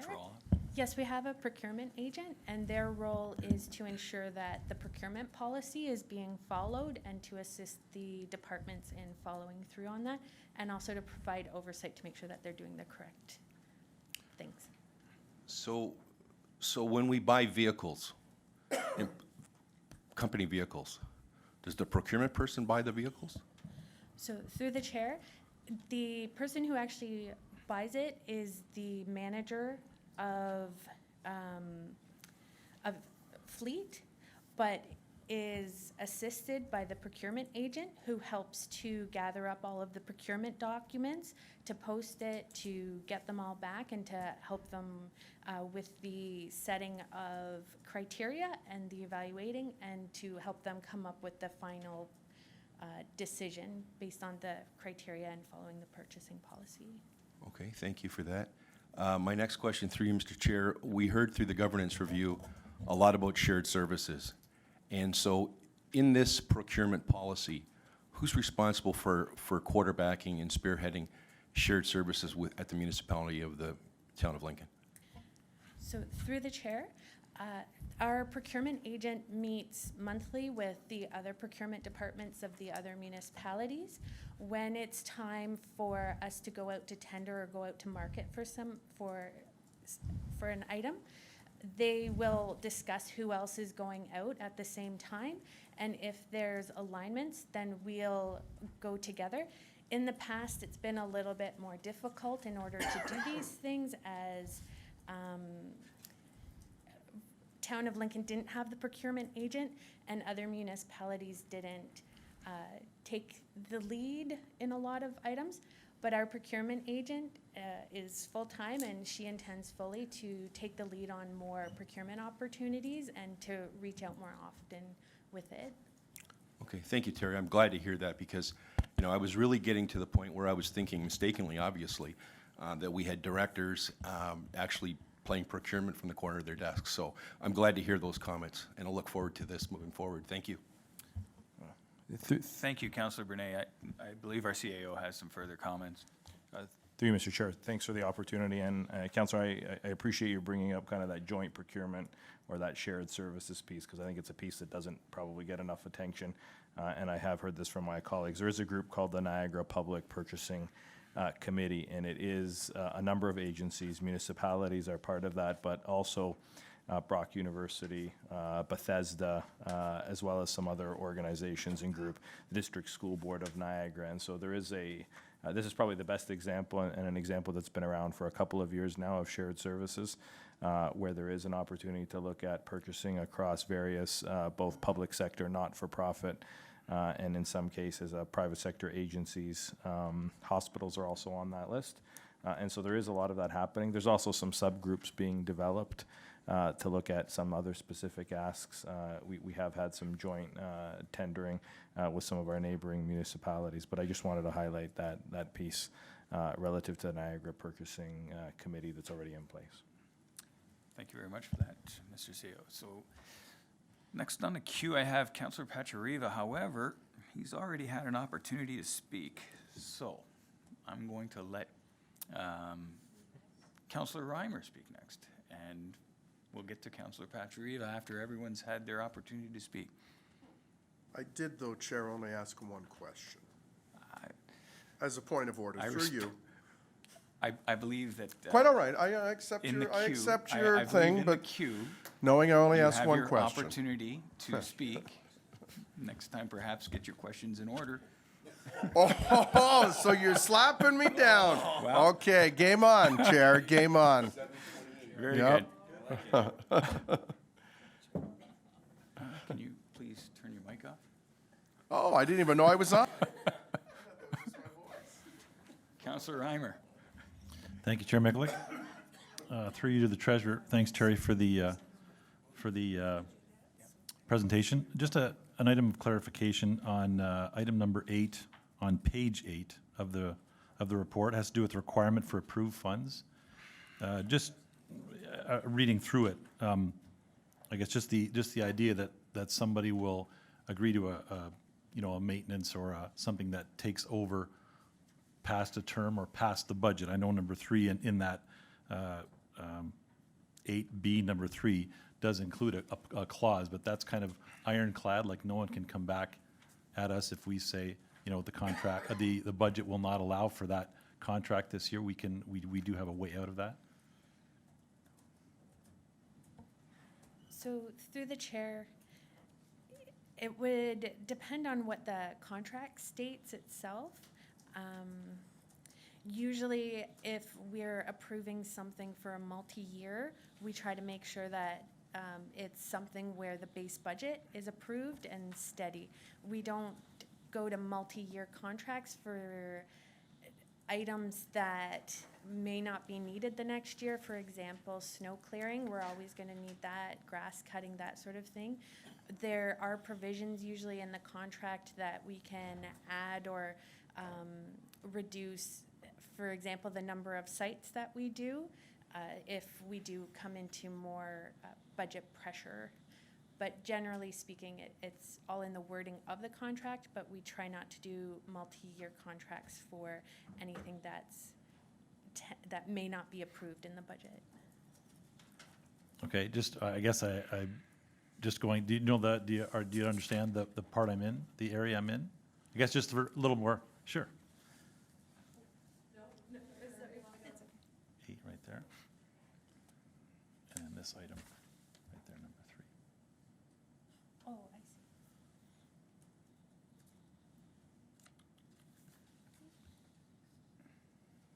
see. So through the chair, yeah, Yes, it would include a clause that would say if the budget is, if council does not approve the budget, that the contract would no longer exist. But in that case, we couldn't then go out and get a different vendor to do the same thing. That would be a termination of services. So if council decide that they would no longer offer this specific service, there would be a termination clause in there. But it wouldn't be something that, oh, we just want to come down on the budget. That we would need to work around until the contract was over. Right, but on termination of a service. contract, we can go out and find somebody else then to do the same job. If, through the chair, if we've signed a contract with them for a specific term and the specific amount, then we would need to honor that. The only time that we would be able to use a clause to terminate, it would be because we've decided to no longer fund that service in entirety, or else it would be, it wouldn't be in good faith. We wouldn't be signing contracts in good faith. So it would be something that would be absent from the budget. We couldn't Yes. continue that line on then. Yes. Okay, thank you. Thank you very much. Councillor Reimer. Next, we have Councillor McPherson. Thank you, Mr. Chair. So Terry, would you mind going back one slide? You know, I have two questions. I believe it's two. First of all, you know, very thorough report and you know, long, I think needed, you know, to clearly define each of the ways that we buy, you know, from a RFP to an RFQ to all those things, you know, very, very nicely laid out. So I'm going to go back to Councillor Bernay's question. And I'm struggling with why we would have a purchasing or a procurement agent who didn't own the purchase, simply from an audit standpoint. And from a, you know, and I get the levels, and that's all fine, you know, that we got managers that have levels, and that works fine. But from an actual purchase standpoint, why would we have all of the managers having to know all of the details about the purchasing agreement or policy? And why would we not have the agent making the decision on where the purchase is being made? Maybe that's through to Mr. CEO, or if you could. Through you, Mr. Chairman, I mean, why don't I start that, and definitely, I think Terry's got some comments to make. I mean, I think in Terry's comment before, where the department actually makes the purchase and procurement provides the advice, I mean, I would actually frame that as it's a co-decision. It is not one versus the other, one or the other. I think oftentimes the specific tool, the specific piece of equipment, that specific expertise is actually in the department. So oftentimes our department directors or managers are providing that particular input. A lot of the documentation is all handled through finance and through our procurement agent, who manages that particular piece of the process and that kind of contractual piece. A lot of that front end stuff of our procurement documents, our tenders, our RFPs are very consistent, they're very similar, and so a lot of those checks and balances are there. I think a lot of the work is actually done jointly. I think where the skill set comes in from the various managers and directors and myself is relative to the specific ask, the specific piece of equipment that's required, the specific, I think, criteria with whatever it is we're procuring, whether it's a service or whether it's a piece of infrastructure. And I think that's the type of back and forth, and I think the type of iterative conversation that happens. But Terry may have some additional comments she wants to add to that. So, through the chair, I do want to echo what you said. It is like a symbiotic relationship that they do it. The managers and directors are the subject matter experts. They know what they need in order to do the job that they want to do. The procurement agent knows the procurement policy, knows what needs to be done, knows all of the oversight, knows what's allowed and what's not allowed. So the procurement agent is the one that takes the managers and directors through the process, making sure that they cross the Ts and dot the Is, but it's the managers and the directors who are actually gonna work with the consultants. They're gonna be working with the equipment, so they know what they need in order to do their job. So they do work hand in hand. The procurement agent takes them through the process, whereas the subject matter expert knows what needs to be bought. So through you, Mr. Chair, the more I hear, the more I think that this is not the way we want to go. You know, all of that can happen, and it happens in the business world. All of those things, all those specifications can be taken into consideration. But when the purchase order is made, it's the purchasing or the procurement agent that makes that purchase. And it gets back to an audit, you know, and what are we doing to protect those managers from questions about, why did you buy it from that person? You know, tell us why. So this takes it to the procurement agent owns it, works with the manager in every step of the way to make sure the specifications are right. But then when it goes out to the market, and there's gotta be pressure on the purchasing person to reduce costs. You know, there's got to be that play as well, because, I mean, that's what we're trying to build in it, is an efficient system that takes care of the need, takes care of the purchase, but also we're taking care of every opportunity to get the best cost for the specifications that are made. So again, I really question the process here. So we'll leave it at that. The other question that I had was about the levels. And I guess, you know, when I first looked at this, I thought, okay, well, 12% doesn't sound like a lot, but there's probably a lot of purchases. If we're anything like any other business, there's a lot of purchases that are probably made under $500 or under $1,000. So if we took those out, and then we looked at, you know, how many purchases are made at $25,000 to $50,000, that 12% may go up. No? Tell me it won't. Through the chair, it's 12% of the formal procurement, so that's 12% of all of the RFP, all of the requests for proposals, all the requests for tenders, all of those ones.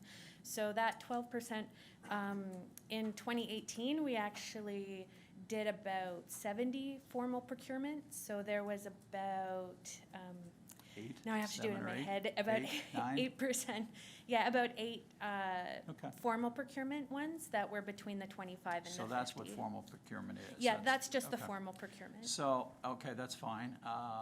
So I guess my question would be, to the levels, we've got a greater than 150. First of all, we got up to 150, we go to the director. Greater than 150, we go to the CAO. So is that infinity? Is there a cap to that, even to the CAO, that, you know, to spend $1 million, we're gonna allow the CAO just to go and spend $1 million? Is that the way we've built this policy? So through the chair, anything, it would only be up to whatever's been approved in the budget. So if we prove something that's $1 million, yeah, then it's getting purchased? then he can sign off on the agreement that, as long as the process has been followed, and we would still bring it back to council to review the process. You wouldn't know, We would bring it back on a quarterly basis so that you could look at but everything. it's already been bought. Yeah, Yeah. okay. Okay, thank you, Mr. Chair. No, I too asked the same similar questions prior to, with regards to the purchasing, the responsibility, as well as the shared responsibility, where it's not all on one, and it's basically a shared responsibility to that purchase. CAO, Mr. CAO? Through you, Mr. Chairman, and I think Terry did highlight it, and I think the councillor spoke to it, but it is only on things that are approved through the budget. This isn't just a clear ability for any member of staff, notwithstanding any other approval, to go out and purchase. It is only things that have been approved through our budget. And so if you look at those thresholds, and I think sometimes we throw out numbers, $1 million or whatever that number is, I'd be slightly cautious of doing that. We have 40 projects on our capital list. There is a value of those 40 projects, and those are the only things that we can go out and procure services for. So I do want to highlight those. I want to cautiously highlight the importance of that. This is by no means staff seeking or suggesting any ability to purchase anything without coming back to council, or anything that is not approved in the yearly operating and capital budget that we put forward and that council approves. Thank you for that clarification. Next up, we're going to have Councillor Pachariva, who's been waiting very patiently. Thank you, Chair Mahalik. Through you, I am going to ask, so, and again, it's along the lines of Councillor Brunet and Councillor McPherson, procurement officer. So it was my understanding when we hired a procurement officer, and this is to the CAO, that this person would do the purchasing. So in my previous life, the person and I must say, the managers know the equipment, but it's the field tech and frontline staff that use them. So ultimately, it's how do we make their job easier? So they should have input. The manager brings that to the procurement person. Like Councilor McPherson says, they do the purchasing. They own that. They develop the contacts. They develop the relationships. So I need to get my head around that a little bit, Mr. CAO. Mr. CEO. Through you, Mr. Chairman, and whether we're going to be able to fully, I think, resolve with the appropriate clarity this evening this particular question, it may require a further conversation, whether that be in camera or out of camera. But I would suggest with one procurement agent and the volume of procurement we do, that person overseeing to the level of detail, and I think there's a clarification or a communication issue that maybe needs to be clarified, because I would tell you from the perspective of where I'm sitting, that procurement agent is monitoring everything that gets purchased. We have had inquiries where people inquire specifically as to where a truck was purchased, for example, and the person I'm going to actually ask that clarification and seek that clarification is our procurement agent. Okay. I'm not going to the respective departments because those things are being cleared through the procurement officer. So it really is, whether my words have been misinterpreted or unclear, it really is a very joint exercise. It's a joint process. We have one person, again, overseeing, I would suggest to you, probably 1,000 different purchases throughout the year. And so working very much hand in glove with the respective departments to do that. And I think if we look up procurement officers and what they do and how job descriptions are struck, their job is to provide that supervisory role, to work with staff on the purchase of particular equipment, to evaluate suppliers' products, and to ensure that products are purchased in that cost-effective and high-quality manner. Again, a lot of us have worked in large organizations. Maybe there's significantly more procurement agents, but with one officer that we've just introduced really in the last 2 years at council's push to make sure we have that person in place. The relationship has always been one to work with the respective departments. Councillor Pachariva. Thank you, Mr. CAO, for that. So a question with respect to responsibilities of the department. So this came up during budget. So I would make a proposal that we add an item E, or maybe somewhere this can be addressed. So council, along with staff, is diligent at approving the budget, and usually Q4 of the previous year. How do we make sure that the items that were approved in the budget are tendered in Q1, and then they're approved, and then they're delivered, or the work is scheduled accordingly? Because constantly, and we saw it last term, this thing is tendered in the fourth quarter. The US dollar went up, the price of oil went up, whatever. The ability of, or the whole concept of doing the budget is in December, those approvals are given. Q1, we hit the ground running with the procurement person, and we get these out. And we get them back and we approve them, and then we schedule the work. So how do we ensure that that's going to happen? Who would you like to direct that question to? Well, let's go to Terry first. Okay, Terry. Thank you. Through the chair, for 2020, we did approve it in December.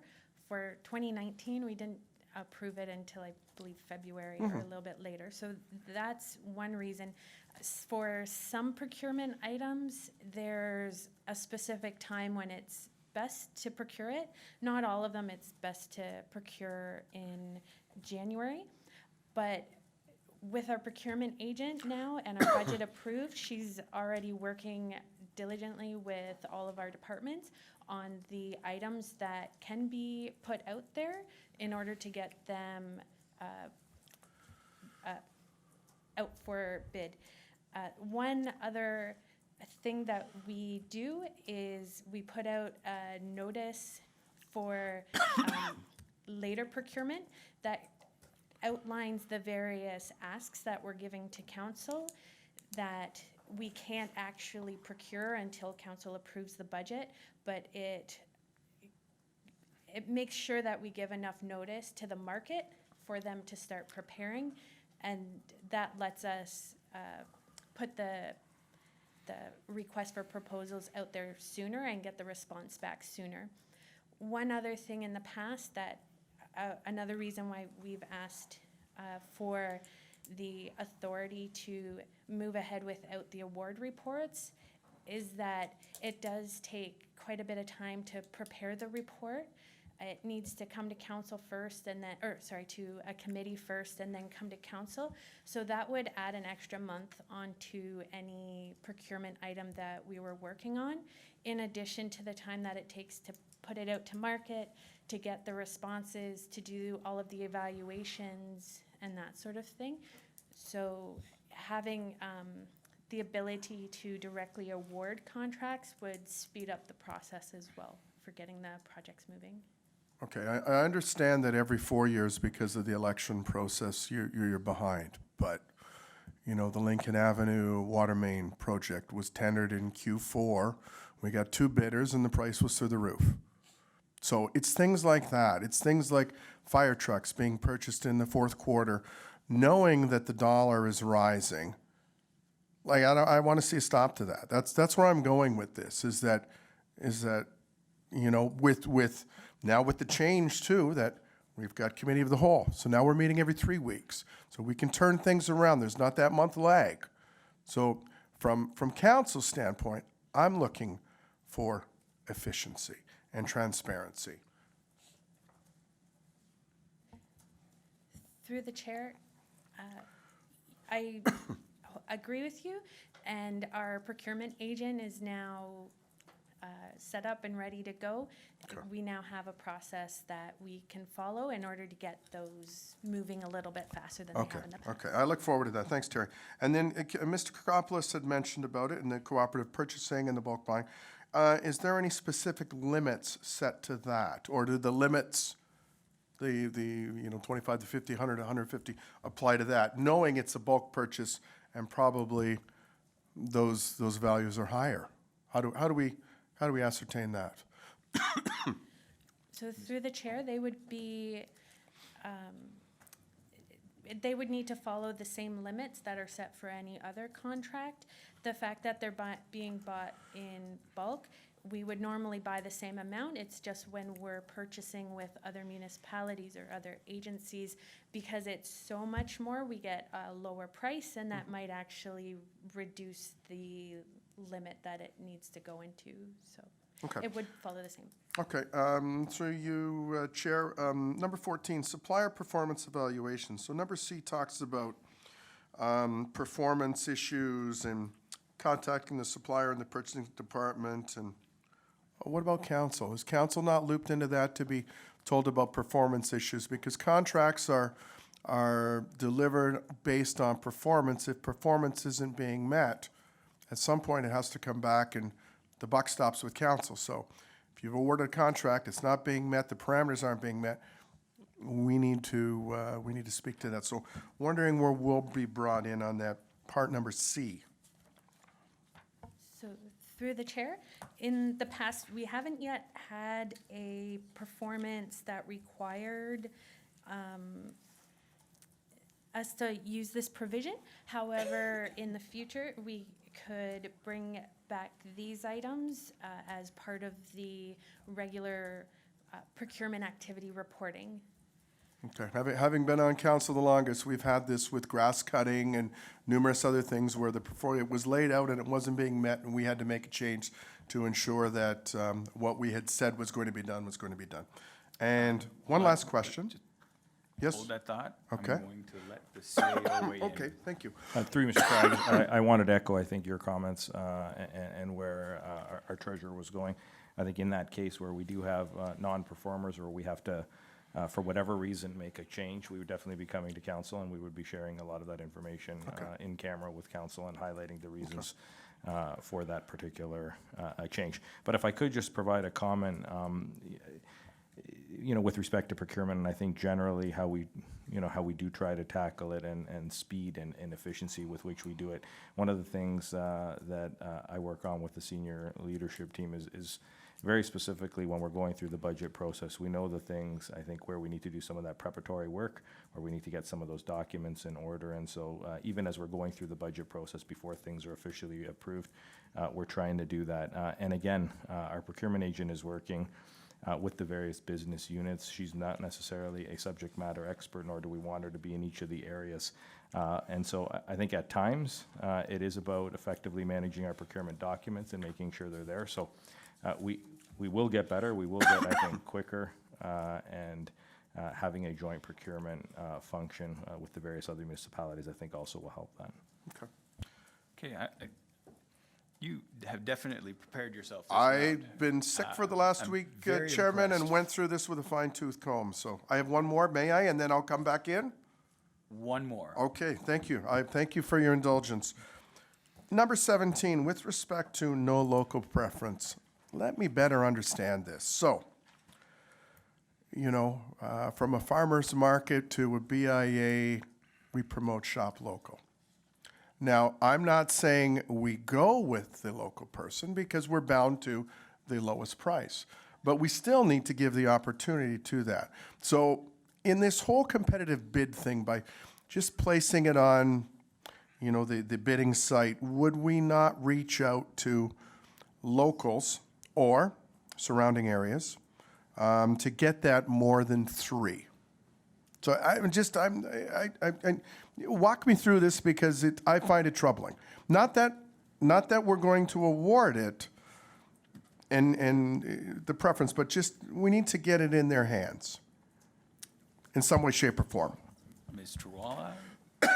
So if I could, Councillor, I think the councillor asked two different questions there, and I'm going to try to address both of them, because I think where the conversation or the question started and where it ended are slightly different. I think anywhere we can, through you, Chair, to the councillor, ensure that we cast the net as wide as we can, whether that be local or non-local. We always choose to do that. There's nothing that prohibits us to doing that. I think the challenge to saying only buy local or only do local or only take local bids is in that, I think the opposite side to that, the counter side to that, first of all, from a procurement standpoint, we technically wouldn't want to be doing that. But we, from the perspective of a lot of our businesses also procure their services outside of our boundaries. And so, if we're going to do it for one, we're going to have to do it for the other. And I think that's often the challenge. We can't only buy local. And then, our businesses also want to sell local. They want to sell to other municipalities. They want to get their items procured from other municipalities. So I think it's often we are looking to find the most efficient way, the most cost-effective way. Some of our procurement exercises, whether they be tenders, RFPs, other ways we go out, 3 quotes, et cetera, we're bound to lowest price. Other times there's other criteria that we mark on. And so I think there's a slew of ways in which we do it. Of course, again, our goal is always to make sure as many people as possible bid. We do share as much as we can with those that are local.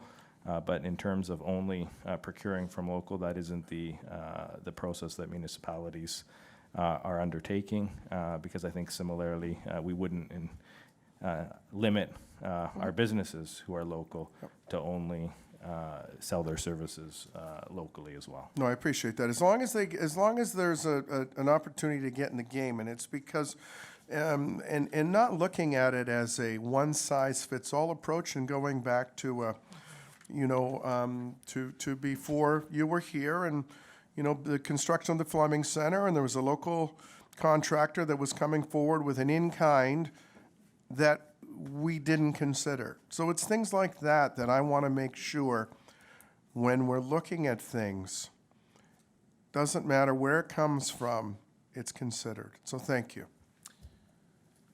Thank you very much, Councillor Patrieva. Next, we're going to have Mayor Easton, Madame Mayor Easton. Thank you very much, Mr. Chairman. And I'm going to ask a question under procurement, but I'm also going to go back to the delegated authority piece as well, because I have an amendment that I'd like to make there.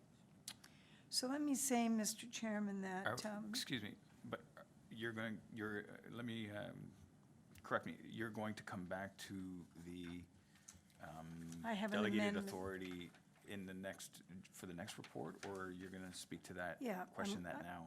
No, Right now, we're I'm talking to going the to. procurement I just policy. wanted to make sure that we're talking very high-level finances here. Yeah. And I want to make sure that we shift into some other areas. And so I'm going to start by asking Okay. a question of the presenter about why we continue to make reference to petty cash in 2020. Why do we have petty cash? So, through the chair, we do have, it's not as much petty cash as floats. We have various cashier stations, and they keep cash on hand in order to provide change to people. In particular, at the Fleming Center and the pools, they take a lot of cash in. So most of the petty cash term is really floats. Okay. Through the chair. And do we have, through you, Mr. Chairman, do we actually have, are there audits of that? What's the check and balance on that? So through the chair, we do check at least at the end of the year. We always check then with periodic ones throughout the year to make sure that they're still balanced. The replenishment still needs to come in through town hall. So we do that sort of cash handling audit occasionally. Occasionally? Yeah. Okay. Regularly, but occasionally. I think maybe one of the words that I'd like to reinforce through this whole process is audit. Transparency first, because this is hardly being a transparent process. I don't know, could be on council for a lot of years, and this is a very, very important part of what happens here, and this has not been a transparent process, so I would really encourage that auditing become a much bigger part of this. Mr. Chairman, Yeah, I wouldn't mind speaking to that, but I'll let the CAO speak first. Through you, Mr. Chairman, if I could provide a comment, and I think, again, this is one of those important topics that we need to take, I think, that extra time to have the conversation on. One of the things when our auditors are here on a yearly basis, and one of the things that you'll recall the last time they were here, they talked about the thousands of various transactions that they monitor. They have an ability to actually go through, I think there was about 12,000 different transactions, if not more. Terry's giving me the thumb pointing up, saying that we have more than 12,000 transactions that they actually went through, which includes our cash transactions. So, I don't want any member of council to leave thinking, or the media that's here, to leave thinking that we aren't auditing very specifically every single transaction that the municipality undertakes. Our auditors do that. That includes those cash transactions. So I did want to highlight that, Mayor Easton, and just for the record, I think get that out there, that all of our cash handling processes, all of our transactions are audited on a yearly basis by KPMG, who is our auditor. Great. And I'd just like to say, I do hope and trust that we do have a method of handling money where it's not one person responsible and therefore possibly liable should there be a miscount. I'm hoping that we do have current policies that protect employees from that potential situation. So through the chair, Yes, my comment was strictly to auditing the float balances, but we do have a lot of cash handling processes, especially on a day-to-day basis. We make sure we segregate our duties, we do have checks and balances to make sure things go in. We do our monthly bank reconciliations and all of that sort of thing to look for anomalies. Terrific. Madam Mayor? Thank you. Thank you very much, Mr. Chairman. Currently, Terry, do any members of council attend bid openings? So through the chair, not that I'm aware of, but we are planning to send out memos in our weekly council correspondence to keep you apprised of when there is public tender openings. Okay, that's great. Thank you very much for that. And my last question, Mr. Chairman, is on level of authority. First of all, I don't see any reference in the document to the chief financial officer. So should we assume that the CFO, when that new person comes, won't have any authority in terms of this, that it really is at the level of the directors and, or the treasurer, the directors and the managers? So through the chair, at the town of Lincoln, we don't refer to it as the CFO. The treasurer is the one appointed by council to be the highest financial authority in accordance with the Municipal Act. So when the procurement policy references treasurer, they mean the highest CFO level. equivalent, yes. Okay, okay, I understand that. So when we delegate below the manager, then what, explain that process, because I understand that in a staff of this size, we may only have a manager who has the knowledge, the current knowledge, but then I'm going back to the comments that were being made earlier about trying to pare down the number of people that have their fingers on these processes. So what is that process when you delegate below the director? So through the chair, if we delegate, if a director wants to delegate some responsibility to someone lower than them, for example, their manager, they would send an email to the treasurer and it would be shared with accounts payable about what authority they have. We would then get their signatures on file and we would match up any invoices that we receive with their authority. For example, if the Parks and Facility Manager can sign off on invoices related to parks, when we get invoices that are signed by him, we make sure that the invoice is related to something that he has the authority. We double check the signature and then we'll process the invoice. On a monthly basis, the directors look over their financial statements to ensure that there's nothing significant going on that they weren't expecting. Okay, so in regard to that question, why wouldn't we keep the level of signing authority at the director level and not go below it under any circumstances? Because the information is, I mean, people at that level in this corporation must have a very, very good idea of what's happening from one department to another because of the way you work together. So why wouldn't we just have that signing authority at the director level? And if I'm away, then my colleague director would sign for any purchases that need to be made from my department. So through the chair, earlier on I mentioned that there weren't too many formal procurement processes, but we do receive a lot of day-to-day invoices for lower dollar value amounts. And I think when we just take a look at the volume that gets approved and particularly because our accounts payable process is manual at the moment, it would be a lot of work for the directors to have to sign off on every invoice that came across their desk. So they are able to designate certain members of their team that they trust to sign off on some of them. In terms of the procurement policy itself, though, as we say that it's a manager. If council isn't comfortable with that, we can put it back to director or designate, or whatever council is comfortable with. Well, I haven't heard anybody say that, but I'm just was curious to know what that process was. Thank you very much, Mr. Chairman. You're very welcome. Next, we have Councillor Renjema. Thank you, Chair Miklick. I have a question first, I guess, about the delegated authority report.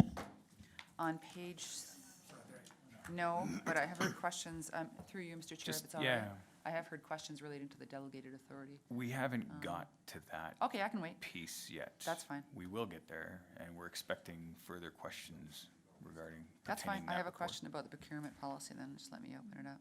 Terrific. And I'll ask questions after about the delegated authority report. So, number 19 relates to the AODA requirements and procurement related to accessibility. So through you, Mr. Chair, being the council representative on the Accessibility for Ontarians with Disabilities Act Committee, my question is, you know, I understand that the procurement officer is not a subject matter expert, so I've never really understood what our requirements are or what our process is when it comes to using the services of the experts on the Accessibility Committee. So I don't know if you can answer that tonight. I'm perfectly happy to receive information about that later. But do we have a process, and do you know, and who should this question go to, about when through community services or planning or public works, when we utilize the expertise of the experts on the Accessibility Committee, the consultants? Go ahead. Through you, Mr. Chair, I can take on that question. Okay. At least as it pertains to community services and capital projects. So when we're delivering capital projects, we submit our drawings to the Accessibility Committee and they comment. There are also regular audits that are had by the Accessibility Committee on our existing facilities and if we've done any changes or modifications to those facilities. So as it pertains to major capital projects, park development, museum development, fire station, we engage them in the process of the designs and the drawings. Okay, that's good to know because on the committee, I've heard inconsistencies, not about Lincoln necessarily, but about municipalities and when some reach out for assistance and some don't. So for planning and public works, do we consistently reach out to the AODA to review plans and to review procurement? And again, if that can't be answered tonight, I'd be happy to hear about that later on. Would you care to speak to that? Through the chair, can we gather some information Yes. for you and get back to you? Yes, thank on you. that one? Okay, thank you, Mr. Chair. Very good. Next, we have Councillor McPherson. Thank you, Mr. Chair. So I'll just tell you where I'm at with this. You know, I'm very uncomfortable with where we're at tonight. I think we do need the comparison of what are we doing today versus what are we proposing. And I think we all know that this is a very, very critical part of what we do as a councillor in managing the spending of the community, you know, and you know, I think that piece is missing here tonight, so for us to understand exactly what we're moving to, I think we need that. I also feel as though we need more discussion around the role of the purchasing agent or procurement agent, and where does that procurement agent come into play in making a buy? If it's not from $1, where is it? I think there is a need for that, and if it's just the 40 capital projects, you know, it's less than one a week, you know. So, you know, I'm looking at more discussion around that. I'm also I'm just uncomfortable with no limit for council. Quite honestly, I'm just not comfortable with, you approve the budget, away you go.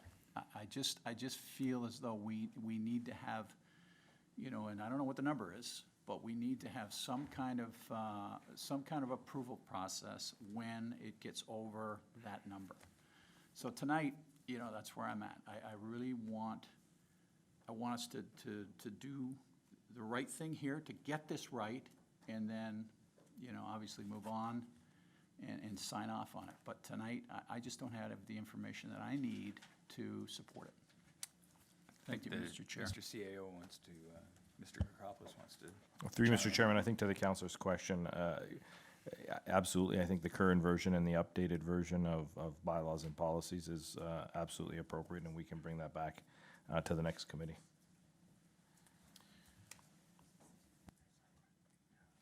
Terry, did you care to add, or are you satisfied? Councillor McPherson? That's good. All right. We are back to Councillor Pachariva. Thank you, Chair Michalek. It's 3 times. No, it's 3. So I've got, and thank you, Councillor McPherson, because I had left out a point that I had thought about, so I'm just going to jot that down. Because it's going to be grouped in with this. So, Terry, looking at Schedule A on the procurement policy, so exemptions to the formal purchasing process. So just curious why we would exempt under the corporate general expense, courier services, knowing there's more than one, advertising, having bought advertising in the past, that's competitive bids you can throw out and play one against the other. Licenses with respect to radio hardware, software, and maintenance contracts, and insurance premiums. Why those would be exempt?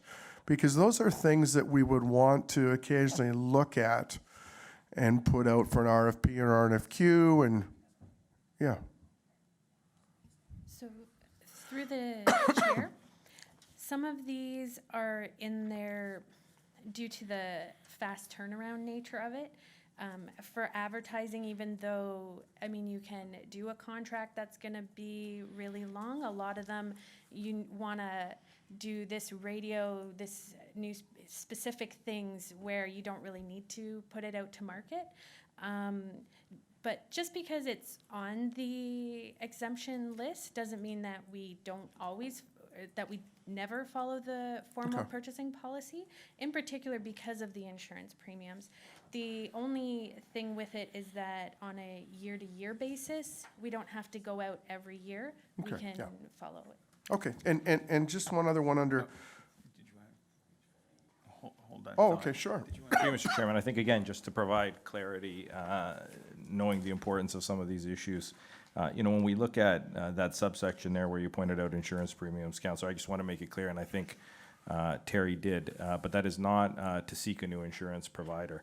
In this case, if you look at the other 2 things in terms of claim settlements and adjuster services, I think it is the speed with which, if we've got a particular claim and a particular issue, we want to make sure payment occurs, or we want to make sure we can procure services from our existing insurance provider. We are still going to go out on every 3 years, 4 years, 5 years, depending on the type of contract, to make sure that we have the right insurance premiums, and that is something that council had asked for in terms of this particular budget. And similar to advertising, if we need to promote an ad in News Now or Grimsby Link in News, those are things that we're not going to go out and get an official procurement contract or enter into an agreement with. And so I think some of these things are really intended in those cases for ease and turnaround. And I would suggest a lot of the stuff that's here, and we can share other procurement policies with you, are very consistent across procurement policies. I don't think we're trying to do anything out of the norm here, so. No, but and I get I'm not council's suggesting, I'm in- not in- suggesting that. I'm not suggesting weekly ads in the newspaper. I'm thinking big picture things and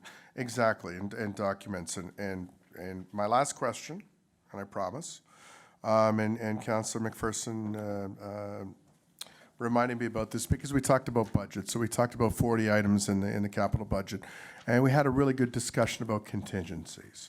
And when we approve a project, that if they come back on a quarterly basis, it might be passed, like, and again, and this is not seeking, not asking to get approval to spend the contingency. Just come back and tell us if you had to dip into that, how it was used, that's all. Just on a more frequent basis, like, we approve it, you go out and do it, but then if there's inequities, I think that's the word, or dipping into that, and then if those are established, then we create a fund going forward, like a reserve. Ms. Terrell?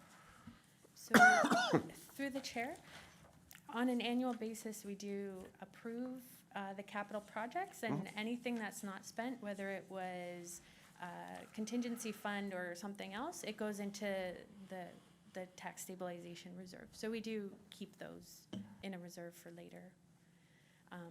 In terms of the other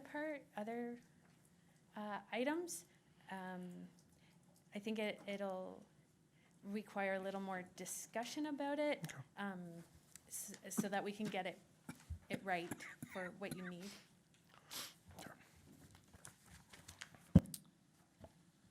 That's good. Okay, so, wow, that's good. You know what? That's how we learn about things, by asking all these questions, and I think it's fantastic. A lot of the questions have been asked that I've thought. There's one in particular that I'd like to ask, if possible, and that is with regards to damage claims. Do we have an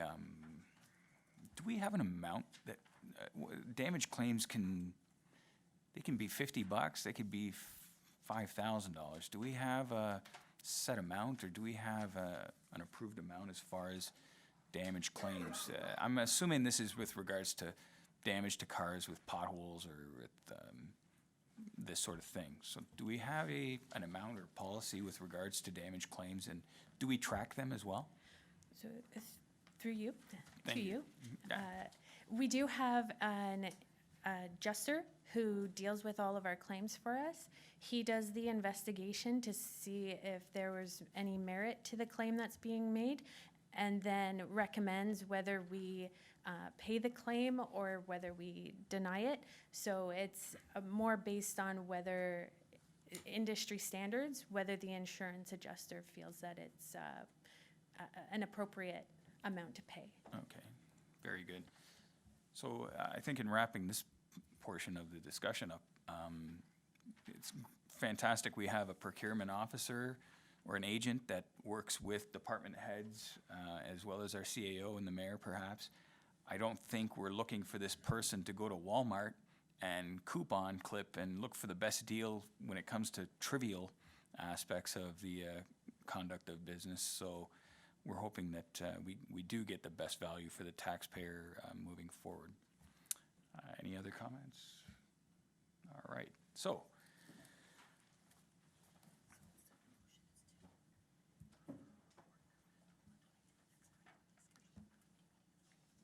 Okay, so we have a motion. Oh, sorry. My apologies. Councillor McPherson. Thank you, Mr. Chair. So I'm going to recommend that we defer this decision tonight, and we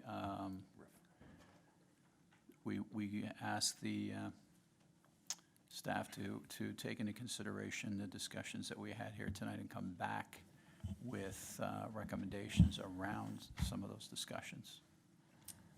Mr. CEO? Through you, Mr. Chairman, we actually have a referral motion in front of Councillor Mikulik right now that speaks to that. Thank you. All right. So should we wait with this motion? Or, oh, you know what? Okay, how about this? So we are going to allow Ms. Kirklos to make her presentation with regards to the procedural bylaw, or delegated authority, sorry.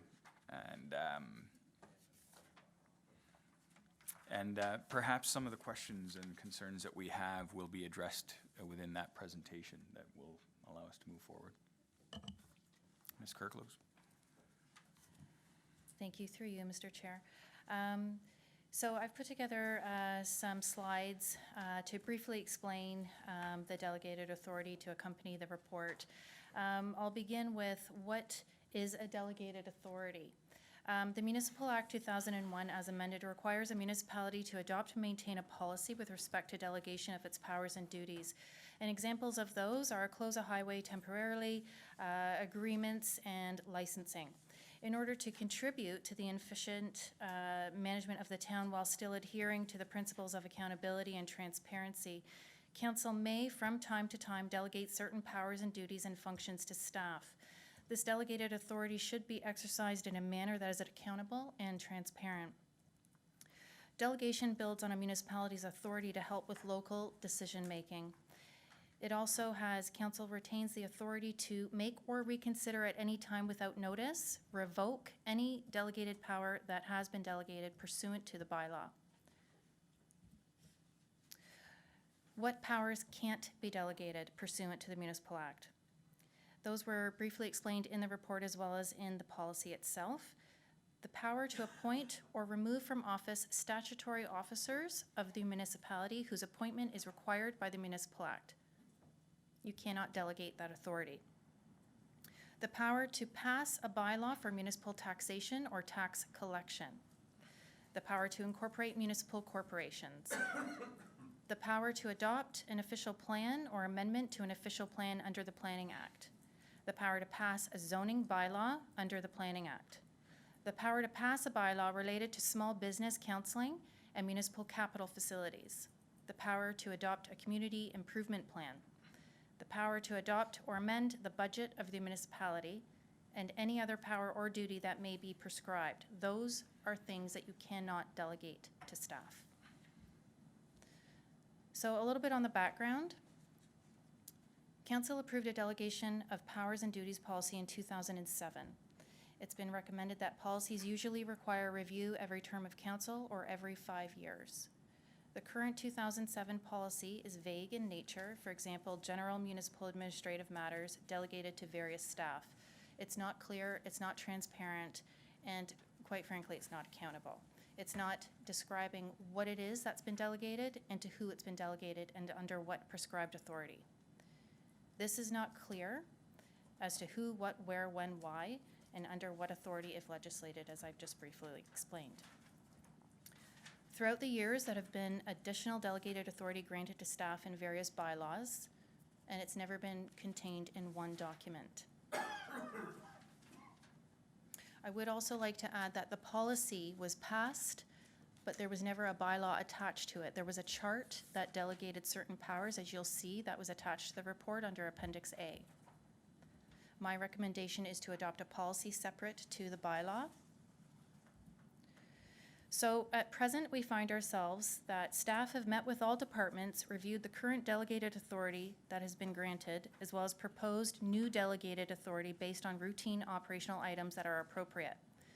So what you have before you in Appendix C is new proposed items.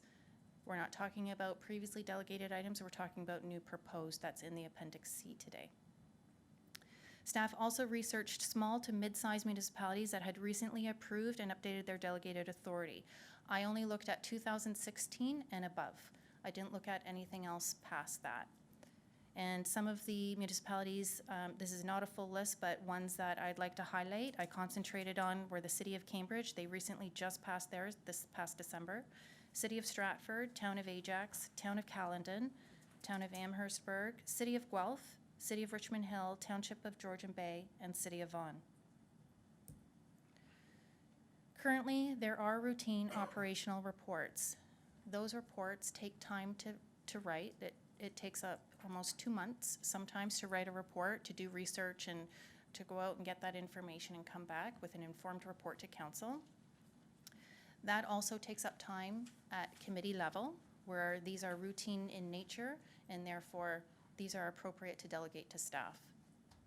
The province has requested that municipalities ensure that they govern themselves more efficiently, effectively, as well as look at ways to modernize processes. Proposed updates will assist with agenda management, reduced committee structure, while ensuring council oversight with quarterly or biannual updates from finance. You touched on that you would like to see the quarterly updates come rather than a biannual.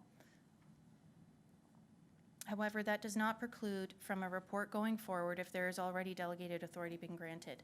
That means that even though you have delegated that authority to staff to do so, staff would feel if it's in the best interest of council and the corporation to still bring that information forward in a report. It doesn't automatically mean that you don't get to see the reports.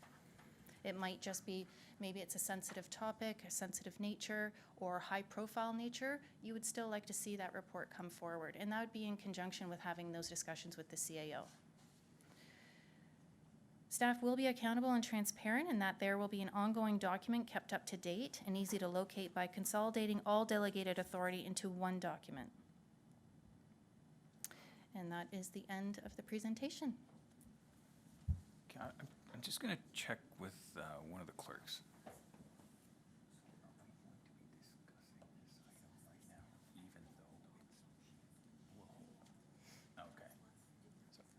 Okay, so I just wanted to clarify what we would be discussing as the next item is relating directly to the presentation, Ms. Kirklos.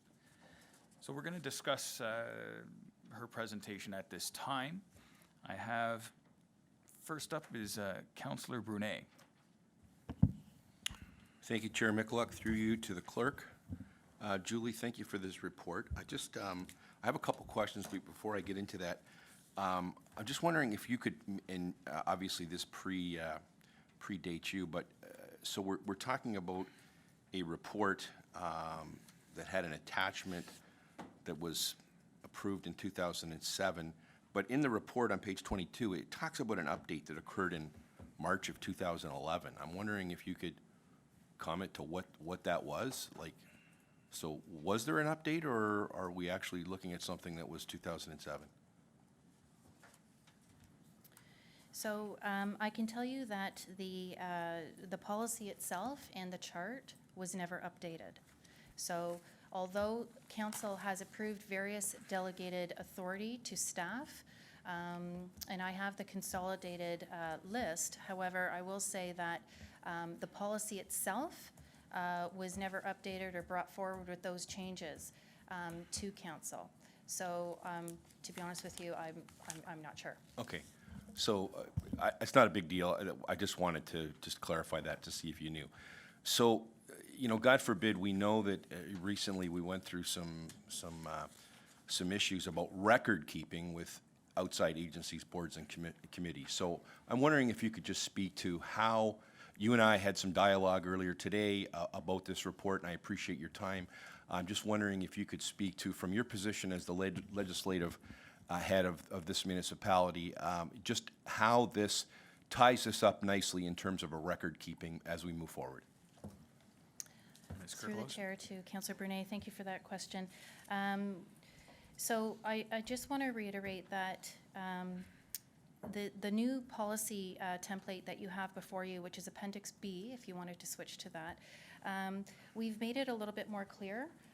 You'll see the old policy attached as Appendix A, and so the policy number is given a number. It's given a classification code. It also ties in with which report that this policy went to or went with. And so it's easy for record keeping and record management purposes in that if we were to only have a report number, we could go back and find that there was some attachments to that and where was that attachment. It ties back to who was the owner of this policy, the effective date that it was brought forward, when it was approved, and when it's supposed to come up for review. So as Councillor Brunet had touched on with record management, Legislative Services is currently reviewing all of the records of the municipality as well as all of the policies. And what came to light is that we have policies that are severely outdated that need to be reviewed and brought forward in order of importance. And we are currently working on our records management policy, retention, and bylaw. And so this new format speaks very nicely to that. In fact, it's a complement of that in that if ever we need to go back, we can easily find something. This also speaks to the reason why I've separated the policy out versus the bylaw. So if we update the policy, but it's not necessarily affecting the delegated authority, that way you're not updating two separate documents, you're only updating one. And so it's just better to keep it separate. If we needed to update the bylaw, we could do that without affecting the policy itself. So there's reasons why you would want to do it this way rather than the previous way. Through you, Mr. Clerk, or Mr. Chair, if I could just ask one additional question. So through you to the clerk, so I really appreciate the fact, you know, once I understood, and I didn't when I first read this, actually a couple times I read it, but once I understood that actually Appendix C and that table is everything that we're being asked to consider in terms of new or proposed changes. So I appreciate that. It's nice and concise once you understand that. So as we move forward, through you, Mr. Chair, to the clerk, will council receive some sort of a consolidated list so we understand collectively what we've got as we move forward? Through the chair to the councillor, yes. So tonight I'm focusing on the new. Whatever has previously been delegated, it's already gone through the process. And so after tonight, if you go ahead and do move that through and it's ratified at council, you will be getting a consolidated document. In fact, I would be happy to share that document prior to it going to council. So I'm happy to do that. Thank you very much. I appreciate it.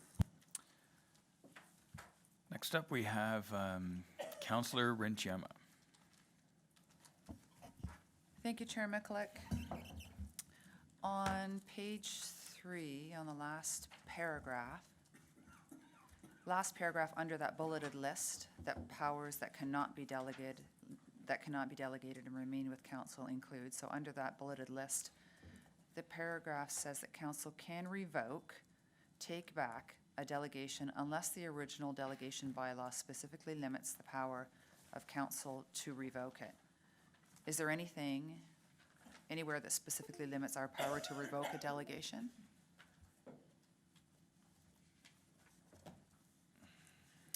I'd have to get back to you on that. Okay, thank you. Thank you, Mr. Chair. All right. Next, we have Councillor Russell. Thank you, Mr. Chair. Again, just say actually a question. Are we able to start discerning some of the actual consolidated list delegations of authority in Appendix C? Can we do that at this point, or are we going to wait? So that's a very good question. I asked that of our CAO. We're dancing into the next report, and I'm welcoming questions while Ms. Kirkelos is here with regards to the next report that we should be supposed to be discussing. So feel free, members of the committee and council members, to bring forward those questions, and we'll try to get two for the price of one. Okay, thank you, Mr. Chair. Then through you, I've already asked this to Ms. Kirkelos, and I believe it should probably go to Mr. CAO or Mr. Walla. Under finance, the first one where the power or duty to be delegated is the authority to make any necessary administrative budget reallocation between program areas or budget lines to accommodate processes and procedures, provided the reallocation has no net change to the tax rate. I'm greatly concerned about this as it pertains to capital. We approve capital plans or capital projects independently. We do not approve them collectively. So I would like to see this limited to either internal departmental budgets or something to that like, and not have just one large capital slush fund. This be a question for Ms. Terwalla. So through the chair, that's a good observation. That is the intent is for the operating budget, not for the capital, for the departments to make minor adjustments in between line items, or if there's a reorganization in between departments. So I think adding even the word operating before budget, we can do that, because the intent is not to change capital, just the administrative parts of operating. Additional comments from Mr. CEO? Through you, Mr. Chairman, no other than to say I was just going to make the same suggestion that we make it very clear that it's not pertaining to capital and capital works. It's very much just an internal piece to it. Thank you, Mr. Chair. Next, we have Councillor McPherson. Thank you, Mr. Chair, and I've got a number of questions about the actual items. Is that okay, Mr. Chair? I'm gonna see if we can keep it to 3 at a time. Okay, I'll group them. Yeah, 3 at a time, just to right. give other members an opportunity So, to speak. through you, Mr. Chair, what is the difference between item 1 and item 2? So item 1 in Appendix C talks about approving and executing agreements. And in the oversight mechanism, it talks about agreements where value of goods and services does not exceed the amount of the procurement policy. And then in item 2, you go to procurement policy bylaw and purchase of goods and services on behalf of the town as per the procurement policy. So what do you mean by agreements in the first item? Is that the purchasing of goods and services, or is that we're, allowing for the signing of agreements, other agreements? Help me understand that, please. That's one question. Sure. Would you like her to answer Through that? to, with the chair to the counselor. Oh. So the approve and execute agreements on behalf of council, it could be that the CAO enters into a memorandum of understanding. It could be that we have agreements based on what comes out of a tender or contracts or anything like that. So it could be that that's already been taken care of, and so now we're signing those agreements, and if it's over and above some of the signing authority, it would go to the CAO to sign those. So, Mr. Chair, based on that answer, I've got an issue with the agreement here. And I'm going to take us back to the memorandum of understanding that was signed to the park. So I'm not comfortable with opening up and just allowing for memorandum of understandings to be signed without council involvement. So that's one item. I guess, I guess I have to choose which ones are the bigger ones. Question about the first time finance shows up here is the department subject is budget, the treasurer is the delegate, and we talk about authority to make any necessary administrative budget reallocations between program areas or budget lines to accommodate processes and procedures, provided the reallocation has no net change to the tax rate. My question is, how is that transparent? How do we just move money, is what it sounds like, and not have accountability to where that's going? Through you, Mr. Chair. Go ahead. Terry could probably speak to this, but if I could just put a simple example out there. So if I have, as a department head for my budget, not used all of our, say, mileage budget, but I have a staff person that I'd like to send on a seminar or a training, but I have some money left in the mileage that's not perhaps maybe being used, that would give me the authority to go ahead and use part of that budget to facilitate that particular concern. Whereas I'm not increasing my budget, I'm not doing anything that's outside my budget, but I am using that within my budget. Thank you for that answer, and Mr. Chair, again, I struggle with this in that, maybe old school, but, I'm of the belief that if it's not spent, let's not spend it. If it's not needed to be spent, let's not find a home for it and spend it. We need to be accountable on our budgets every year, and there are opportunities to be more efficient within our spending, and we need to capitalize on that. And if we're just going to spend the money, we're going to show up here next November and December and say, okay, how much more do we need? So this particular item, I have a long time bugaboo with us just rolling over the last year's spending, and then we add to it. So, let me carry on. Just, if I could, is that currently what we'd be looking at? Further to I'm going to his have question? Terry answer Or, that. Perhaps Mr. Yep. Rolla?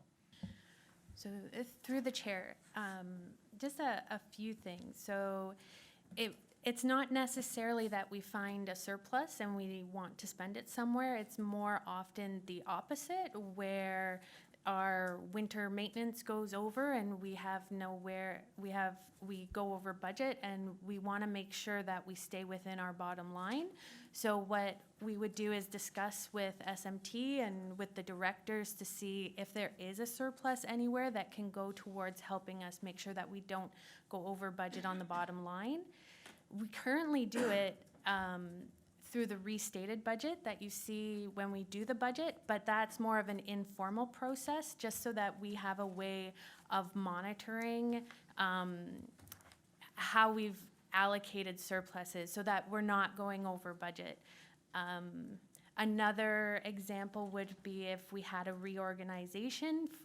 For example, if our Public Works manager is monitoring the snow clearing in our parking lots, and then between the directors, they decide that that's something that the facilities manager should be monitoring.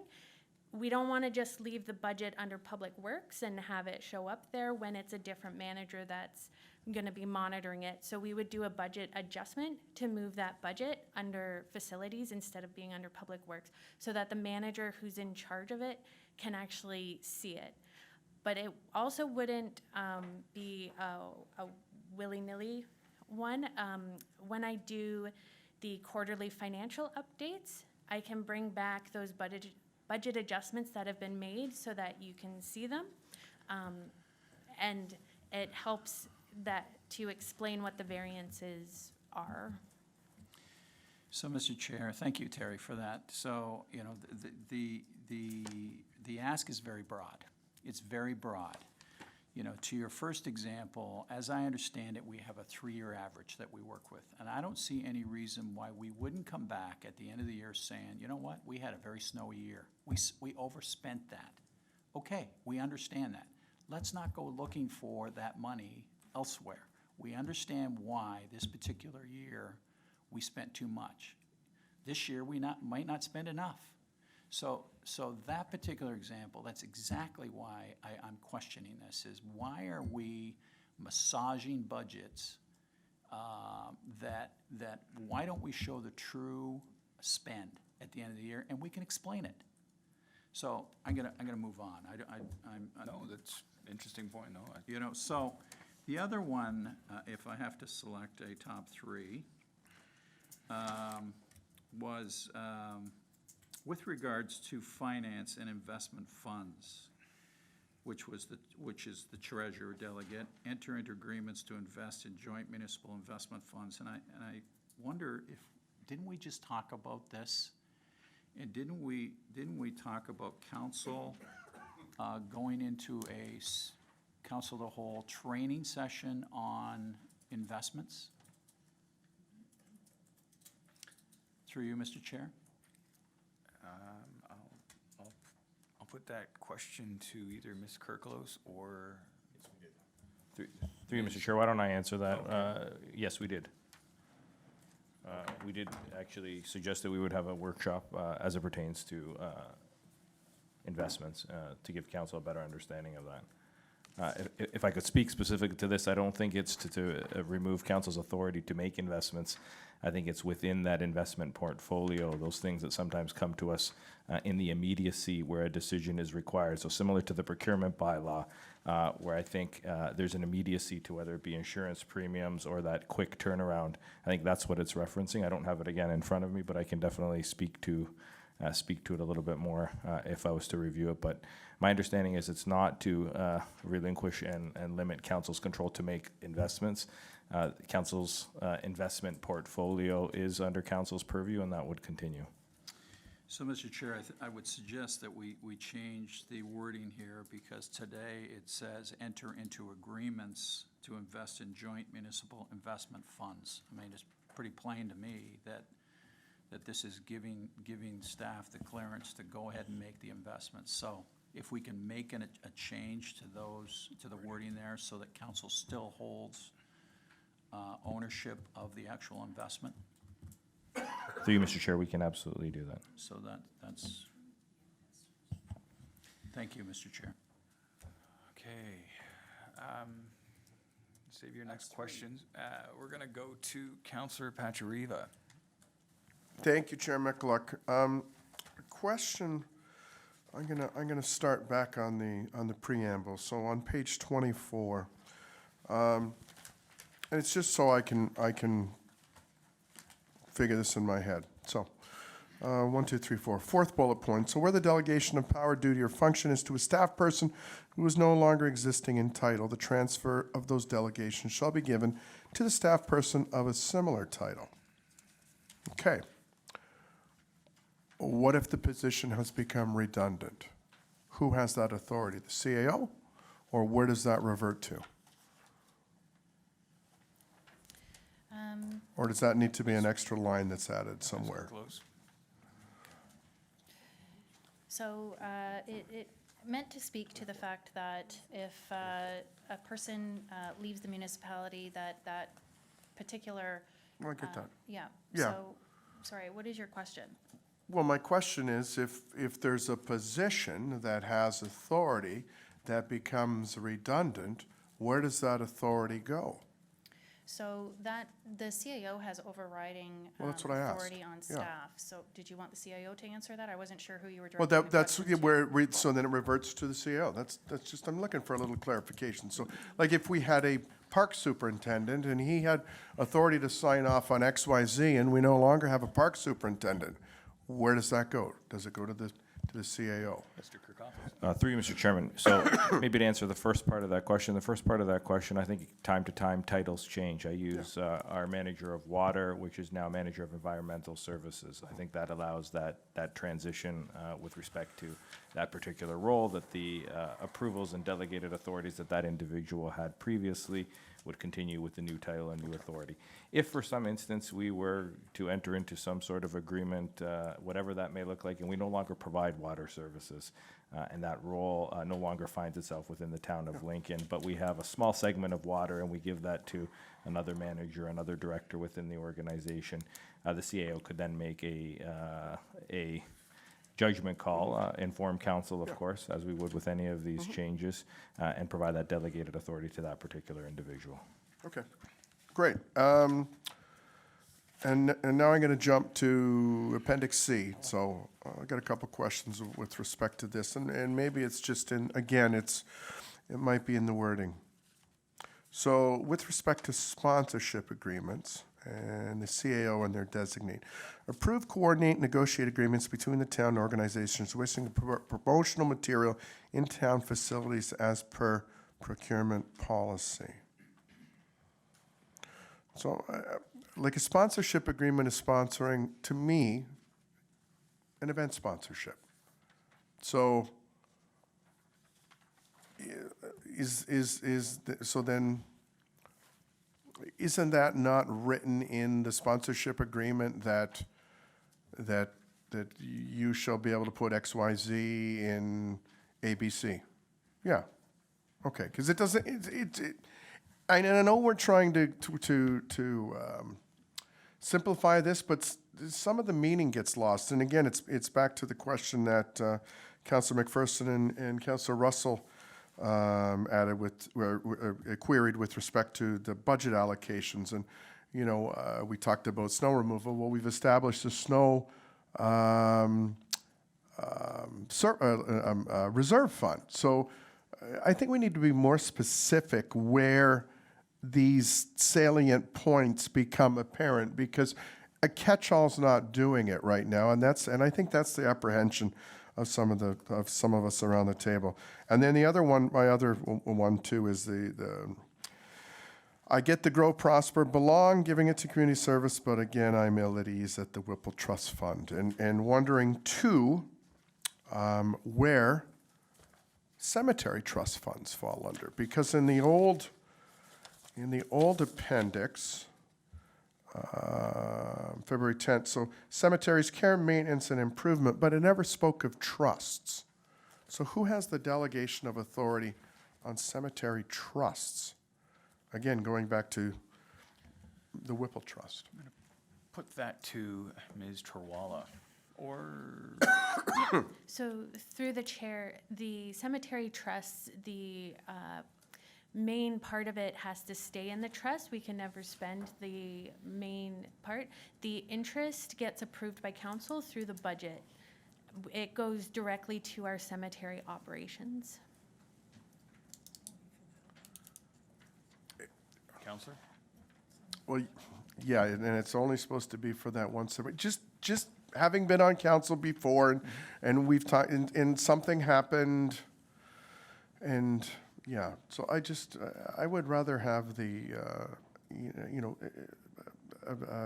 dialogue between council and committee when something like this happens, that's all. Just because, trusts are different. Trusts are enacted with very specific provisos and provisions, and again, it may say may, or, as opposed to will, and we've been operating in the longest way under the impression that it was such, and, it changes expectations of the community, so just a little caution with those, if I may.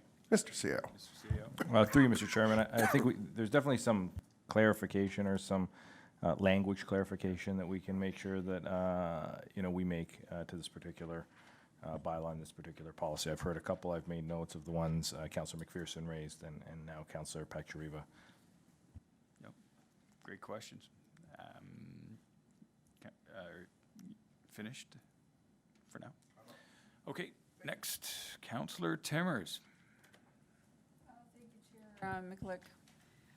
When I first looked at this report, I was kind of stuck on what we have and what's being proposed. And I always have a very difficult time trying to figure out what exactly we have, because honestly, I don't really know. Not really. 5 years in, I'm still not really clear. So first I've seen this document. So now we see all these proposed things. And I almost feel like we need to discuss absolutely every single point here, because I have questions on all of them.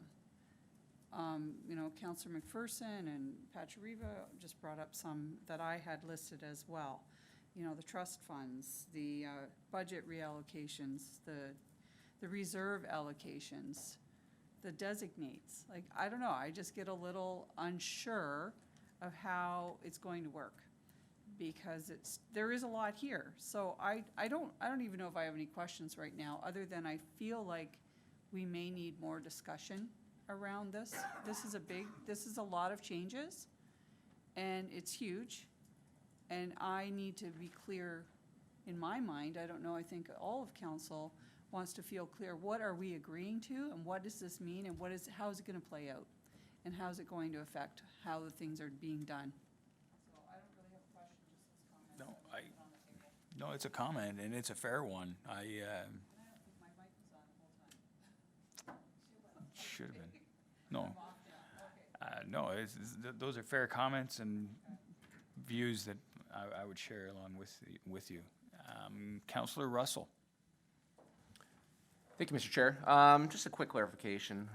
What is the mechanism for revoking the delegation of authority? Again, I see that we have the ability and authority to do it, but what's the actual mechanism should any behavior be considered untoward? Thank you, Councillor. Through the chair to you. Council can at any time revoke, amend, repeal, make any changes to any kind of delegated authority at any time. So it would just be through a motion? It would be through a motion, yes, Councillor, absolutely. Thank you, Madam Clerk. Okay, next, Councillor Reimer. Thank you, Chair Mikulik. A couple of, through you to Clerk Kirklos. On Appendix C, there's a couple places where this affects the public, and there's no act or policy or guideline. So the one would be community services, granting a temporary access, and then also Public Works, approve an agreement with an applicant to an irrigation. Is there, just two things, for them to make that decision, there's no guidelines noted there. Is there any? And then if, for the public, if the answer is not what they like, is there still a, an appeal process, or how does that work? Thank you, Councillor. Through the chair to you, Councillor. There's always an appeal process. So if at any time there is decision made, the public always has a chance to appeal council, and that would come through the clerk's office, and they would be put on the agenda to be heard. So there's always a chance for that for the public. Just to touch on the 2 points that you had mentioned, granting temporary access, is that the one that you had brought up? Yes. So that there is an execution of a temporary site access agreement, permission to enter municipal property, and that was during the meetings when I had with various all departments.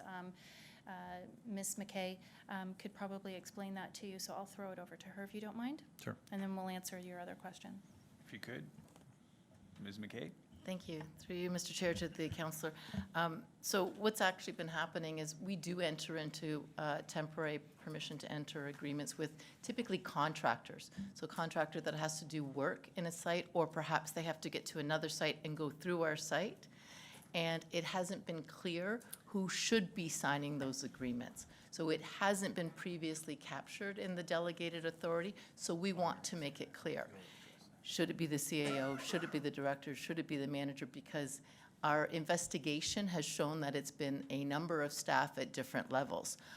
Part of those agreements are provisions that set out insurance requirements, access requirements. They have to give us safety plans. So we are doing our due diligence as part of that, but it hasn't been clear who can sign those agreements with those contractors. So that's the PT on the community services side. Thank you. Very good. Councillor McPherson. Chair Oh. Chair Mikulik, I just wanted to address the councillor's other question. Oh, go. Sorry about that. And that's okay, and that has to do with Public Works. Temporary placing irrigation piping along municipal road allowances. I'm going to ask that Mr. Graham respond to that. Through Mr. Chairman to the councillor, so this refers to the town has a policy for applicants, landowners, to ask for permission to install temporary irrigation piping along roadside ditches, primarily from Lake Ontario to get lake water and pump lake water up to their properties. And so there's a policy that we have, and there's requirements that staff follow in order to assess these requests. And currently, we would have to bring each request to council for approval.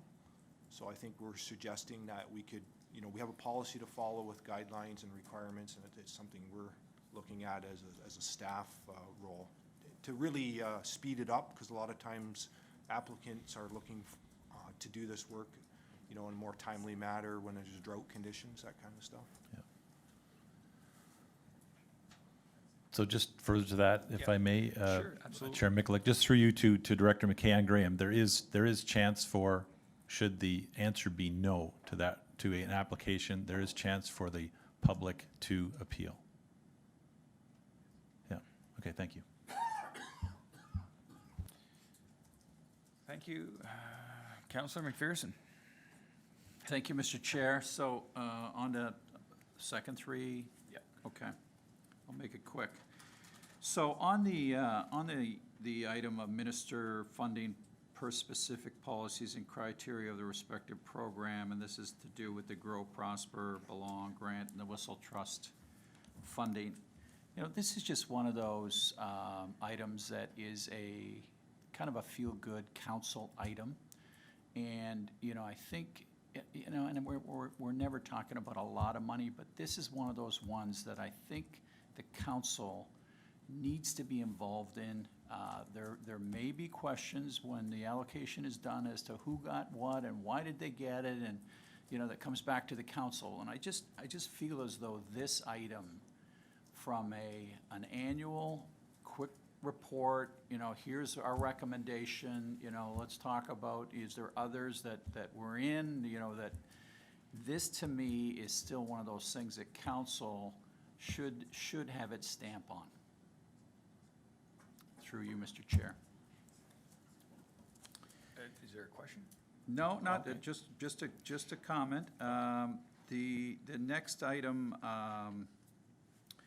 is, I guess, along the lines of the whole tax and the budget, this discretionary reserve administration, and I guess maybe it's a question of, you know, how do we handle it now? Is it just done, and this is sort of just formalizing that through you, Mr. Chair, to our finance director? Yep. So through the chair, that's correct. Right It's now, just done. it's done, and it's Okay. through the municipal act. I think it's just documenting it. Okay.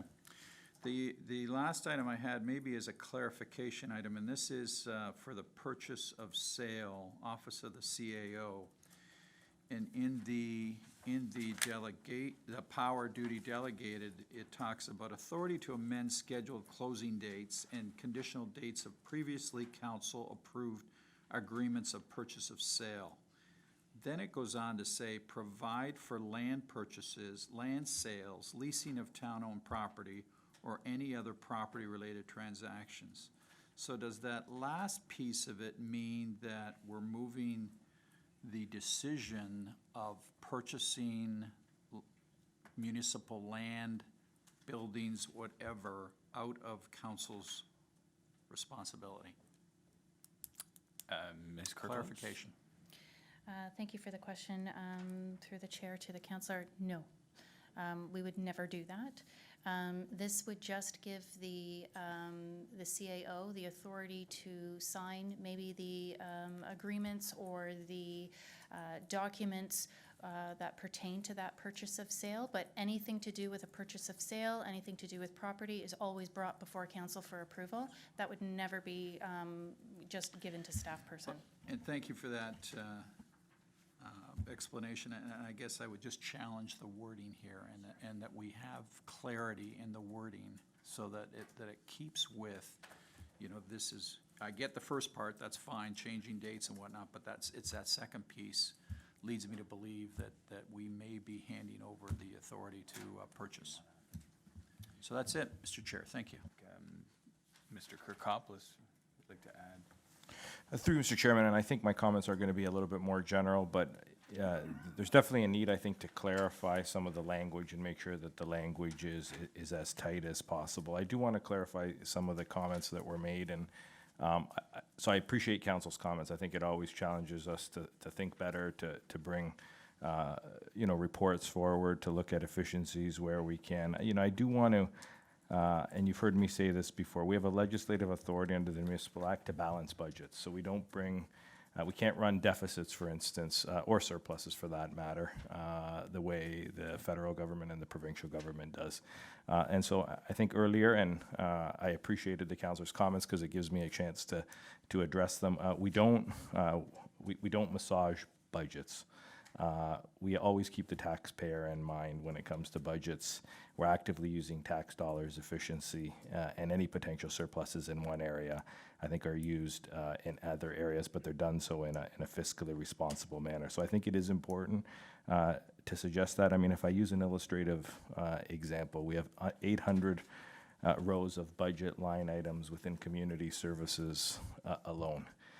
Oftentimes, we were budgeting per facility. That isn't an efficient way of budgeting in the past. We are trying to clear up, I would suggest, 2 decades of, I think, past practices that have been in place. We now budget on a bulk perspective, so we don't buy flowers per facility. We don't seed grass per facility. We don't buy garbage bags per facility. We do those on a bulk perspective, and I think when we talk about moving items within budget lines, that's what we're talking about. I think that council could definitely benefit from a workshop format to go through every intimate detail and every intricate detail of how we operate and how we manage the organization. And if council so wants to move that, we can definitely take you through that. But I do want to not leave anybody with that impression as your CAO, on behalf of the senior team here, that we are in any way looking to either take away the responsibility of council, that we are not managing as efficiently and clearly and with the utmost respect for council and our taxpayers, any of the responsibilities that you bestow on us. So I leave you with that comment, Mr. Chair, and I appreciate council's questions. Thank you very much. Madam Mayor Easton. Thank you very much, Mr. Chairman. I'm going to make a comment about the documents we've just been talking about. And there's no question that we can go through and we can, you know, work away at what we should maintain control of. But this is not at all what my expectations are. In fact, I believe that there's a level of accountability that needs to be built into this. The clarity of wording is very important. There should never be any doubt of what these phrases mean. And we need to hear what those expressions of our intention are.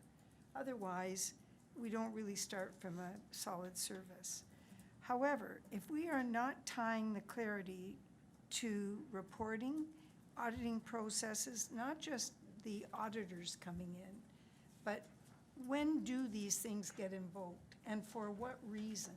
So even if we go back, you know, to one of the initial discussions about the budget and making the administrative reallocations, I don't have a problem with that as long as quarterly I'm going to see that report.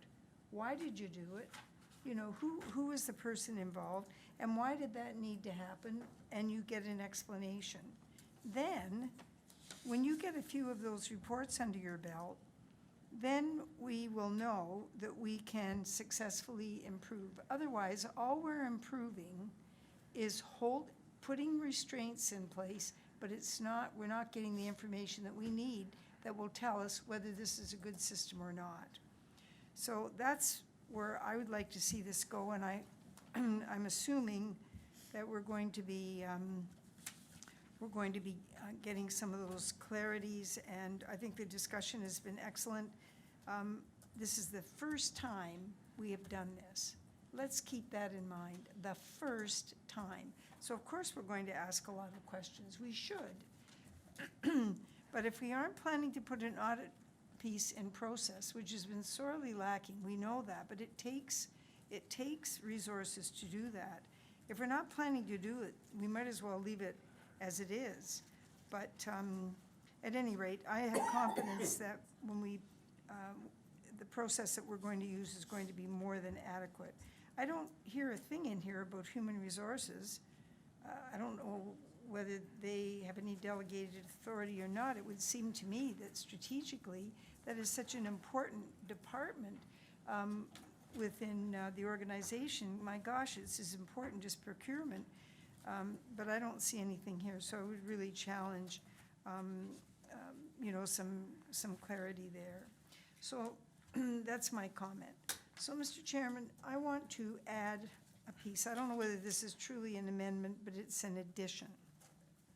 So we've talked a lot about money, but there are a lot of processes that can be delegated to ensure that the authority of council is kept intact. And so I'm asking that we include delegated authority within the office of the mayor to members to chair subcommittees under the committee of the whole, as well as a budget committee and any ad hoc committee that comes forward to us where we need to make that decision.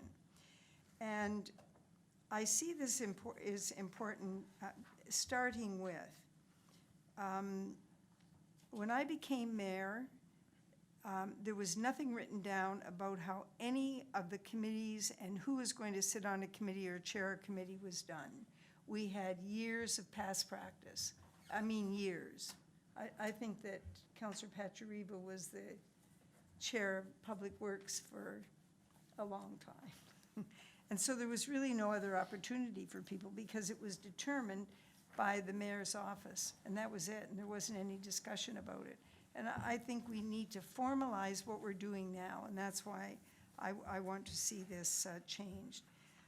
But I also want to make sure that we do not prevent too much authority automatically being transferred outside a mayor's office. So when the next mayor begins their tenure, their term, the first question that the staff are going to ask is, what are you going to do about the committees? And the mayor has that opportunity, but it's not formalized, to actually say, yes, I'm interested in continuing as we are, or no, I'd like to try something different, particularly people that have been on council and have had different experiences. There's not a mechanism to do that. If it's done, it's going to be done through the clerk's office. So every new mayor has to have the option to influence that governance structure and not to be hamstrung by past practice. Now, you know, at one time, we had one or two councillors that did everything. They did budget, they did committee of the whole, you know, there was really one person. And I want to avoid a whole new councillor getting into a situation where you have a competition, where certain individuals will push to maintain their position. And we have to have fairness and equity, and I think that that's a piece of this as well. And in the future, we are going to see the size of council change. I think we're pretty sure that this is coming down the road. And therefore, the power of the bureaucracy is going to increase exponentially. We have to keep that in mind. And so we use our procedural bylaw as our supporting documentation, but the wording that I would use in this is that the office of the mayor have authority to call for a review of the procedural bylaw with the goal and ultimate result of creating the subcommittee's structure, as well as and including the creation of ad hoc committees. And I believe that would meet our needs and move this strictly out of the clerk's office and into the realm of council. Thank you, Mr. Chair. Okay, it's quite a comment there. I'm going to have Ms. Kirklos speak to the human resources piece of this question or comment. So in the Appendix A, you would see that there is a human resources line there at the end of it that does already refer to various staff. However, I would like to add that as a CAO, he has the overriding capacity of hiring and giving direction upon our human resources policies and staff. So that would be under his authority as human resources. It's in his bylaw. It speaks to that he is in charge of all staff of the town of Lincoln. So I just wanted to make that note there. But we can definitely take that back and provide some wording if there is some clarity that needs to happen. I understand that you haven't seen this since 2007, and some of you were here and some of you weren't. I know I wasn't. So this was one of the things that I've been looking at for the past 2 years since I've come, and knowing that we needed to take a look at this and revamp it, revise it, change it, update it. It's not been easy. It's taken a lot of time and effort to do so. So I can appreciate all of your comments, and believe me, I completely understand where you're coming from. So that will be something that staff will take back, all of the comments, and that will definitely bring this back. I don't anticipate, I have no idea how you're going to vote on this, but I know that we'll probably go through a workshop in order to go go through this further. So I've heard loud and clear that you're not ready to make a decision, and you know what, I get it, I understand it. So when you haven't seen policies been brought forward in the last 10 to sometimes 15 years, I get it. So if there's any other comments to be made, I understand that Mayor Easton wants to make an amendment. However, you know, you can vote on that amendment and then work it into the main motion. And if you feel that you're not ready to go ahead with that tonight, we can refer that back to staff to come at another time, or we can defer it to another committee, set time, or defer it to another committee based on whatever date is available. So you've got a couple of options before you. Yeah, and I think we may go that route. I think it's looking like we may refer this or defer this to a committee or to yourself, and where we would further discuss this through a workshop. I have a question from Councillor Russell. Thank you, Mr. Chair. Just a clarification. So the amendment that the mayor was suggesting is, again, does it in a roundabout way encompass giving the mayor privilege over current procedural bylaws and the ability to discount them at their discretion? Mr. Chairman, just in response to that. Yeah, you have to turn your mic on. There are no procedures for mayors, for the mayors, none. Well, other than the municipal act, there's nothing internal. Yeah, no, go ahead. Well, again, I think it's to your point, again, like with chair selection, I thought we had a process that was agreed upon.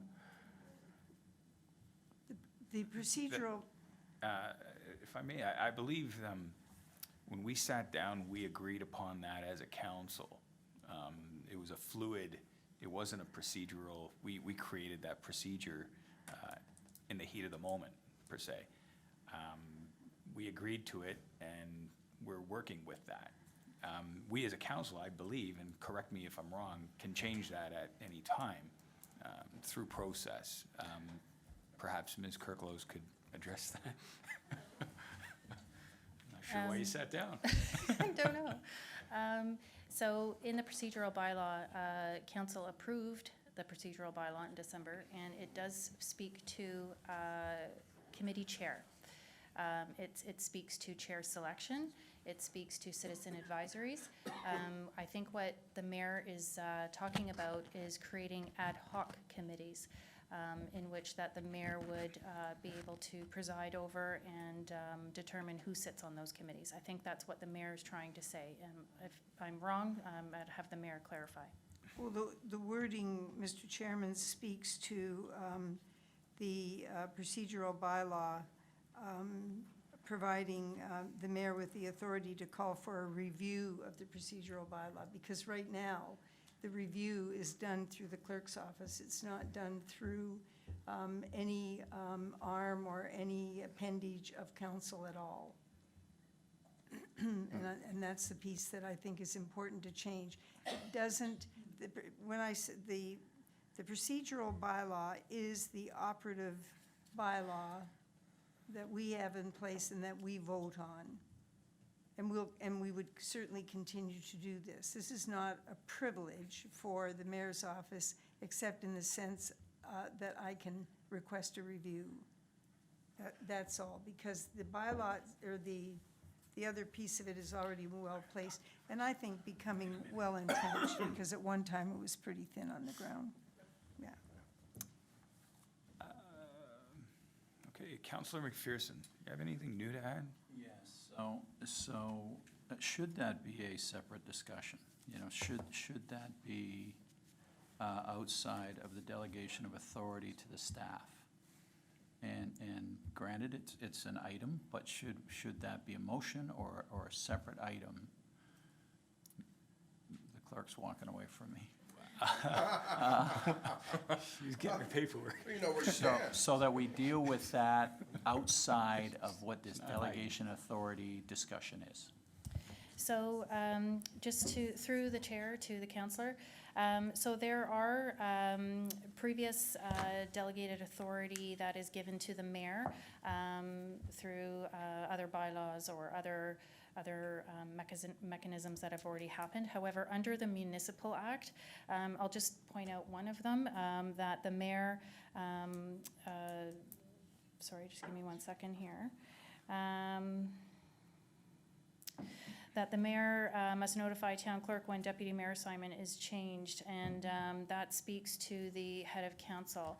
So the mayor has certain parameters in which she can operate as the head of council, as the CEO of a municipality per se. And so if that is something that council wants to add under the delegated authority for her specifically, that doesn't cover on the Municipal Act, we can definitely add it here. That's no problem. That doesn't. Well, you know, I'm getting confused now because any of the, well, I certainly read the one that was sent to me. The Cambridge delegation of authorities did not have any mayor discussion in it. And generally speaking, I don't think you're seeing, you know, this is probably a topic that we need to discuss, but we're not seeing that in a delegation of authority. It's as I understand the intent of delegation, it's to allow for the operation of the town to run efficiently. And it's not a procedural bylaw discussion. It's a, how are we gonna make things work easier? Sure. So I'm confused as to why we would add mayor items to that, Sure. that list. So Cambridge might do it one way, another municipality might do it another. And so it's up to council. So you have to understand that this delegated authority is literally approved by you and what you put on it and what is unique to Lincoln and how you want to operate that delegated authority. And so that is council's decision. And so Cambridge might do it one way, but we might choose to do it another. There is no set way to do a delegated authority. There is in certain avenues on where that speaks to legislation, but at any time, council can add certain things that a municipality may not have in theirs. It's just what is unique to you. Thank you, Mr. Chair. You have your mic on. Through you, Mr. Chairman, I actually wasn't intending on speaking, but now that you've pointed to me, I did have my mic on. Yeah, I think there is a benefit to us going through a workshop format. And having talked to the mayor briefly before coming into this meeting, I think the intent really was to look at the beginning of each term of council and to ensure that there is a process in place. Right now, it's been an ad hoc process in place at the beginning of each term where a few people get together and have a conversation on that. Ultimately, council does have to ratify it. So I think the intent was to look, and Madam Clerk and I, also spoke about this. Is there an opportunity at the beginning of each term to call for a review of the delegate or of the procedural bylaw to establish what the rules will be moving forward? But definitely something we can also incorporate into our workshop format to have a conversation on, to bring you examples of what we're doing, to look at whatever potential wording changes we may want to do. Thank you very much. Councillor Renchama. Oh, sorry, Oh, no, I'm on. Thank you, Chair Mikulik. So further to that, I see this as, my view of the delegation policy is that it's council, which includes Madam Mayor, delegating authority to staff. So that's what I see the purview and the scope of this policy being. So having heard what the CAO just said, I understand now what the requirement is, or what Madam Mayor is asking for, but I would see that as being separate from this policy. I think this policy should speak to what council being, including the mayor, wishes to delegate to staff. Thank you. thank you very much. Okay, so Councillor Timmers.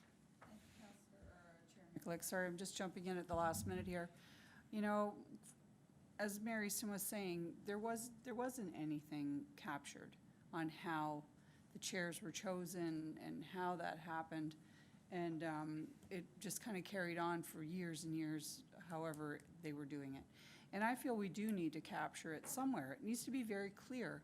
And where do we capture it? And in my mind, I feel it does fit here.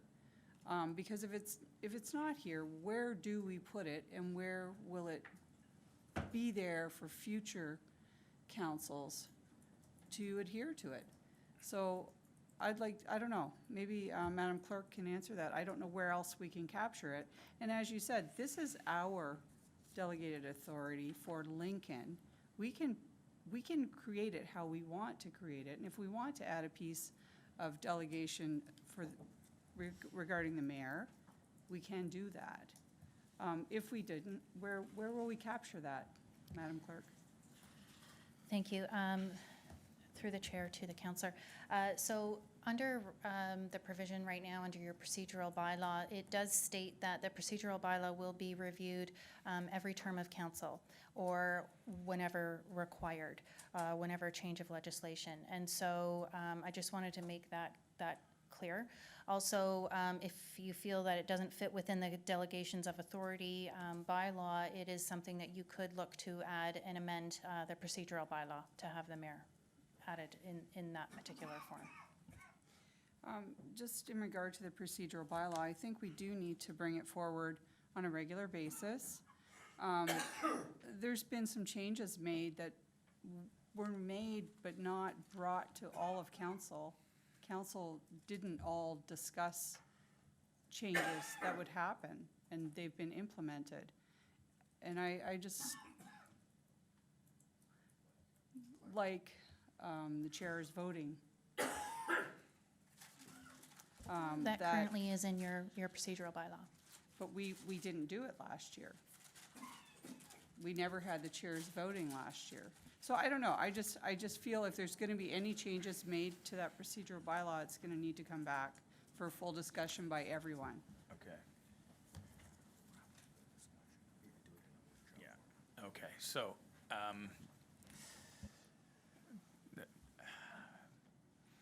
I took a look at other municipalities. I Googled up other municipalities there.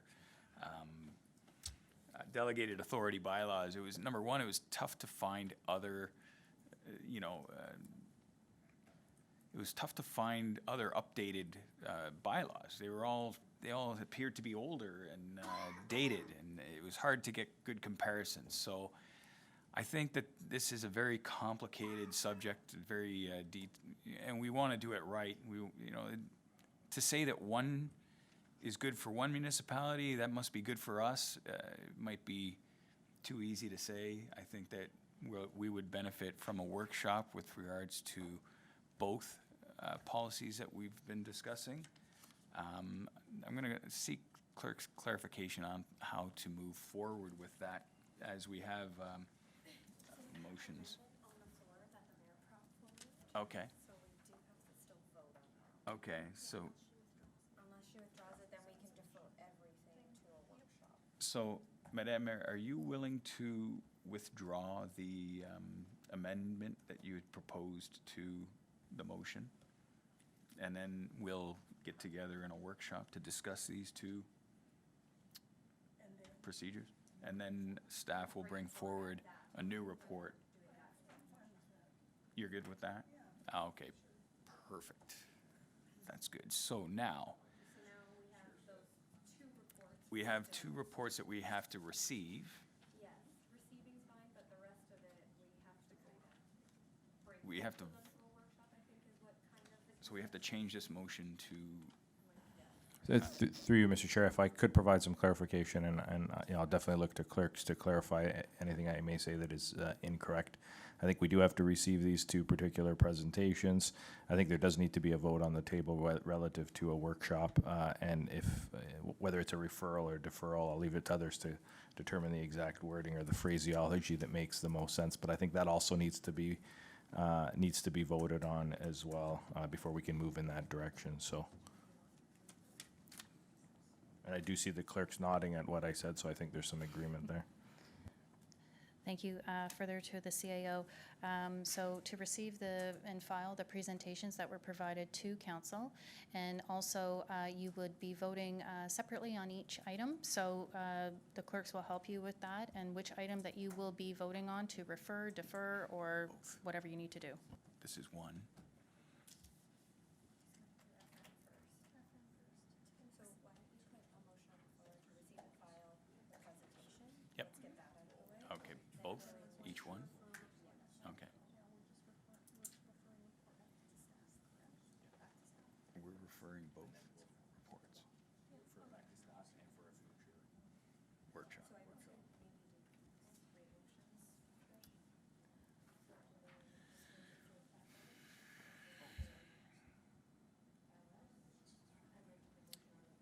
So should I just,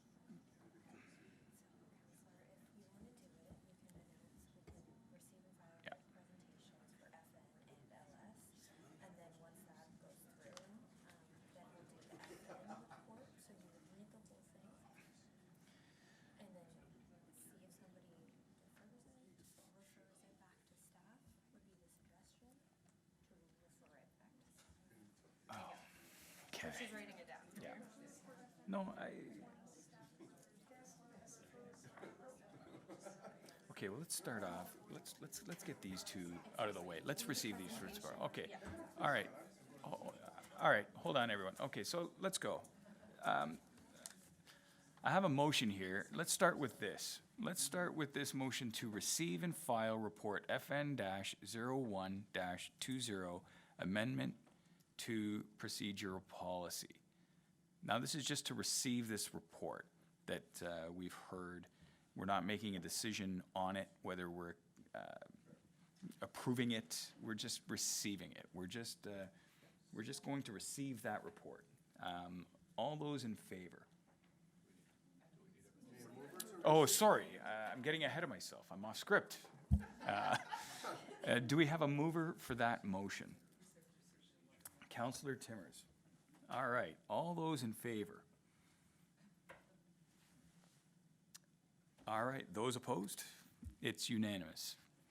Okay, so, and then next one, let's do this one, that I have another motion to receive and file report LS-01-20, Delegated Authority, Policy Update and Delegation of Authority Bylaw from Legislative Services.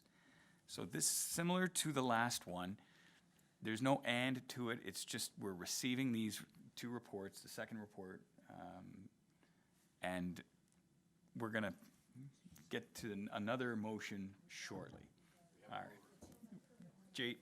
Councillor Pacioretty, all those in favor? It's carried, it's unanimous. Okay, now I'm going to read off, wow, my first meeting. It's crushed me.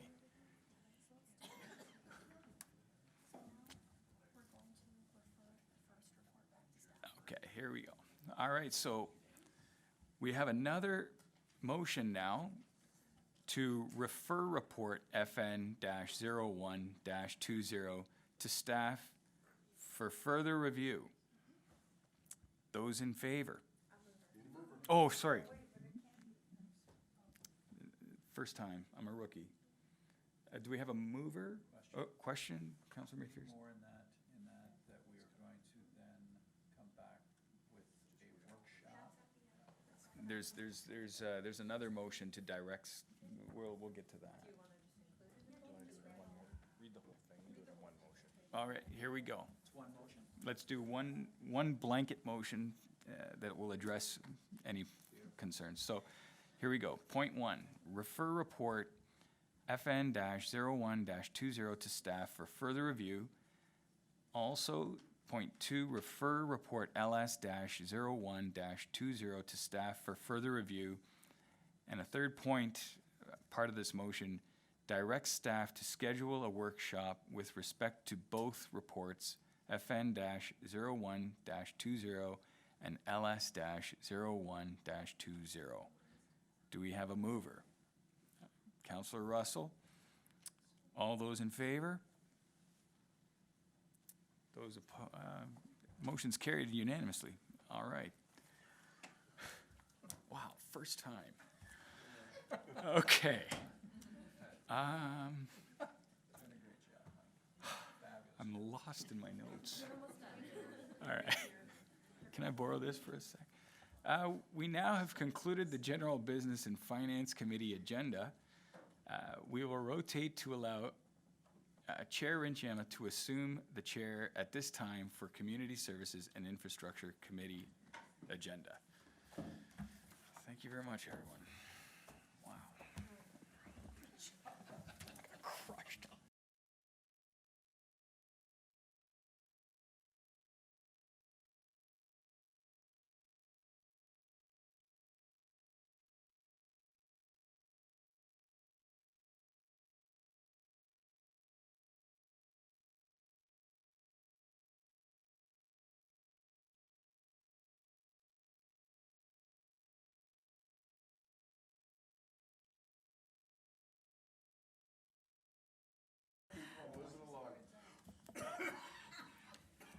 Okay, we're going to begin this portion of the agenda, which is the Community Services and Infrastructure Committee.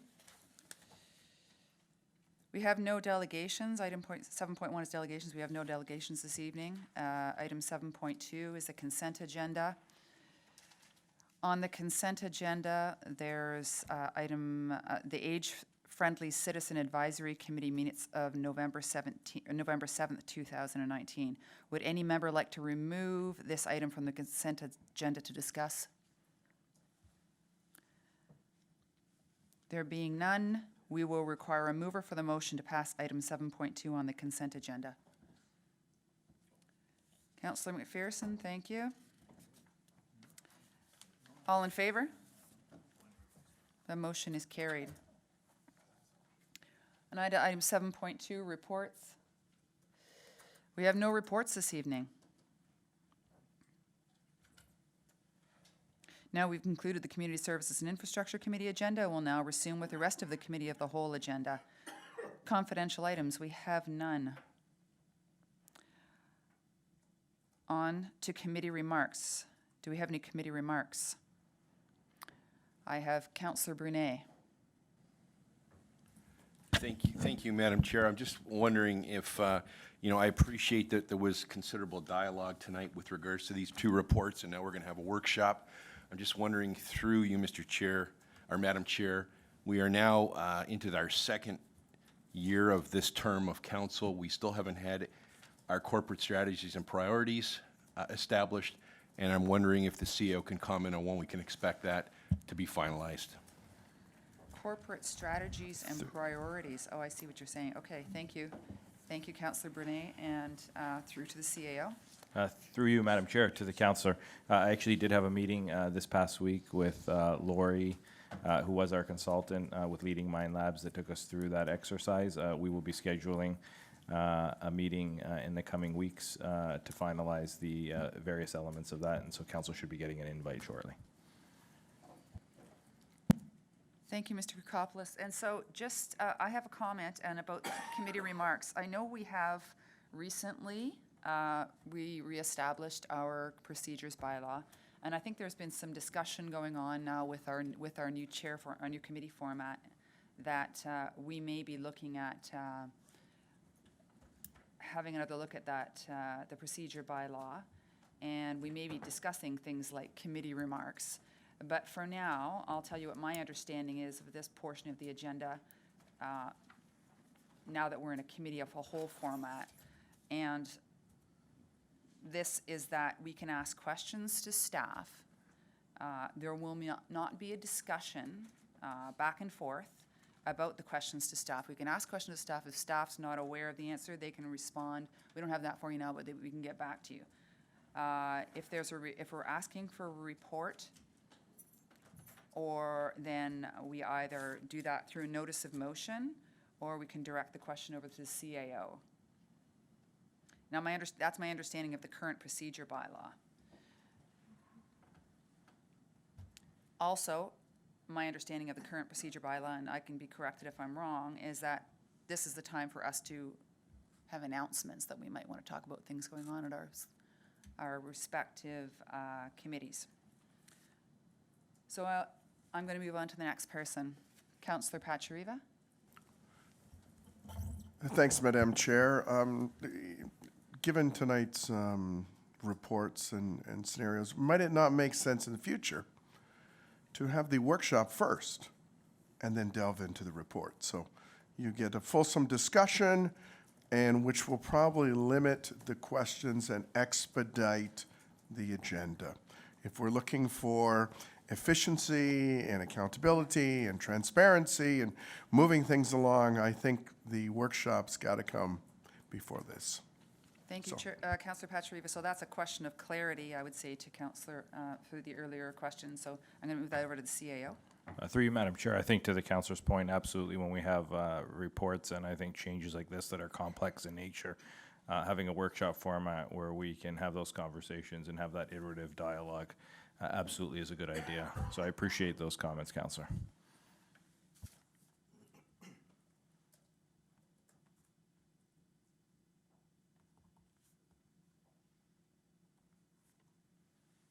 Thank you. I have Councillor McPherson next. Thank you, Madam Chair, and thank you for your understanding of the committee remarks. And I think what we proposed as the chairs was that we have a all-council discussion around committee remarks, because I have a little bit different understanding of what committee remarks are, and my understanding is that they are tied directly to the agenda that's in front of us. So I think there was discussion, I know there was discussion around opening that up in a workshop with all of council so that we possibly redefine that. Okay, thank you, Madam Chair. Thank you, Councillor McPherson. And that's, I think that has been our sort of traditional understanding of committee remarks, and I think we want to clarify that. I think you're right. Councillor Russell. Thank you, Madam Chair. I guess this is an announcement that's kind of out of line of what Councillor McPherson just said is what the committee remarks purpose is for. More of an announcement that we will be having our first budget meeting coming up before our next committee, so I thought it apropos to mention it now. It's never too early to start budgeting for next fiscal, so our next budget meeting will be on February 3rd. And on behalf of the committee of the whole, I'm very interested in the upcoming workshops as your chair, so I look forward to those. Thank you very much. An announcement. Thank you, Councillor Russell. Are there any other committee remarks? Okay, I do have a couple of things I wanted to bring up. One is yesterday morning, we received an emergency bulletin regarding the Pickering Nuclear Generating Station. And I think we all probably have questions about process, how that happened. And I think I particularly was quite concerned. I woke up at 7:30 in the morning and saw this bulletin, and we didn't really receive any comprehensive information for probably over an hour. I sent an email to our fire chief and asked him what he's seen in the past in these kinds of situations. And I know myself, my first thought is if there's something going on, we need to know about it. And in particular, one thing I thought of in particular is source water.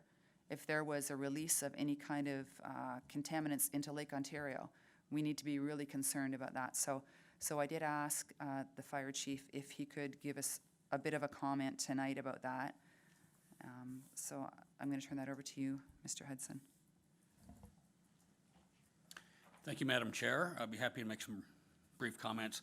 I think yesterday's event underscored the importance of not only accurate but timely information and disseminating information that's relevant and applicable. And certainly that was a case study of what not to do. There was a lot of uncertainty. There was a lot of questions unanswered, and I think as this progresses, as this whole situation is reviewed, there'll be some answers and hopefully some revisions to the process. In terms of a municipal response,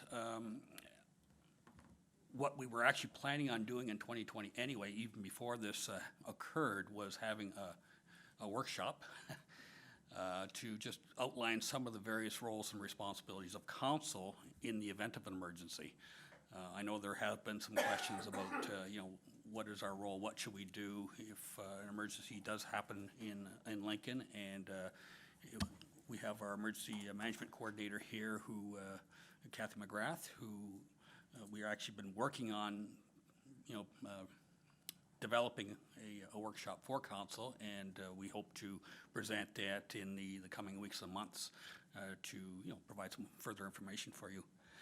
In terms of an actual nuclear emergency that this possibly could have been if it had been real, we are governed by a provincial emergency nuclear emergency response plan.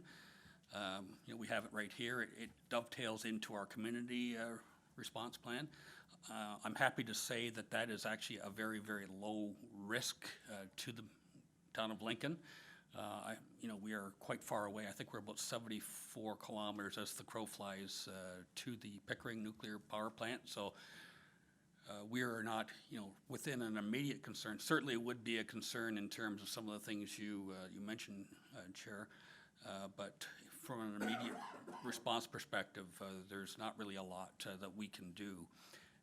And I should also mention that it's really critical that we get proper information on the scope of the emergency and be led by the provincial experts in the Emergency Operations Center, because it's sometimes worse to take the incorrect action initially than it is to take no action. So it's super critical to get timely and proper information before we act. And that's what our community emergency response plan is based on. So we will be in touch with dates and an agenda for the workshop, and hopefully you can all attend.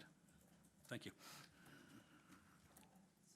Thank you for that. Yeah, we didn't, it was considerable amount of time before we heard anything, and I was quite surprised. So thank you. Looking forward to hearing more about that. I have a couple of announcements from the Chamber of Commerce. January 30th, there will be a networking breakfast at the Chartwell Orchards Retirement Residence. February 14th is the breakfast with politicians, and more information will be coming out. That will be at the Beacon. And March 25th is the Outstanding Business Achievement Awards at Inn on the 20. And that, unless there's any more committee remarks, concludes the Committee of the Whole tonight, and committee is adjourned.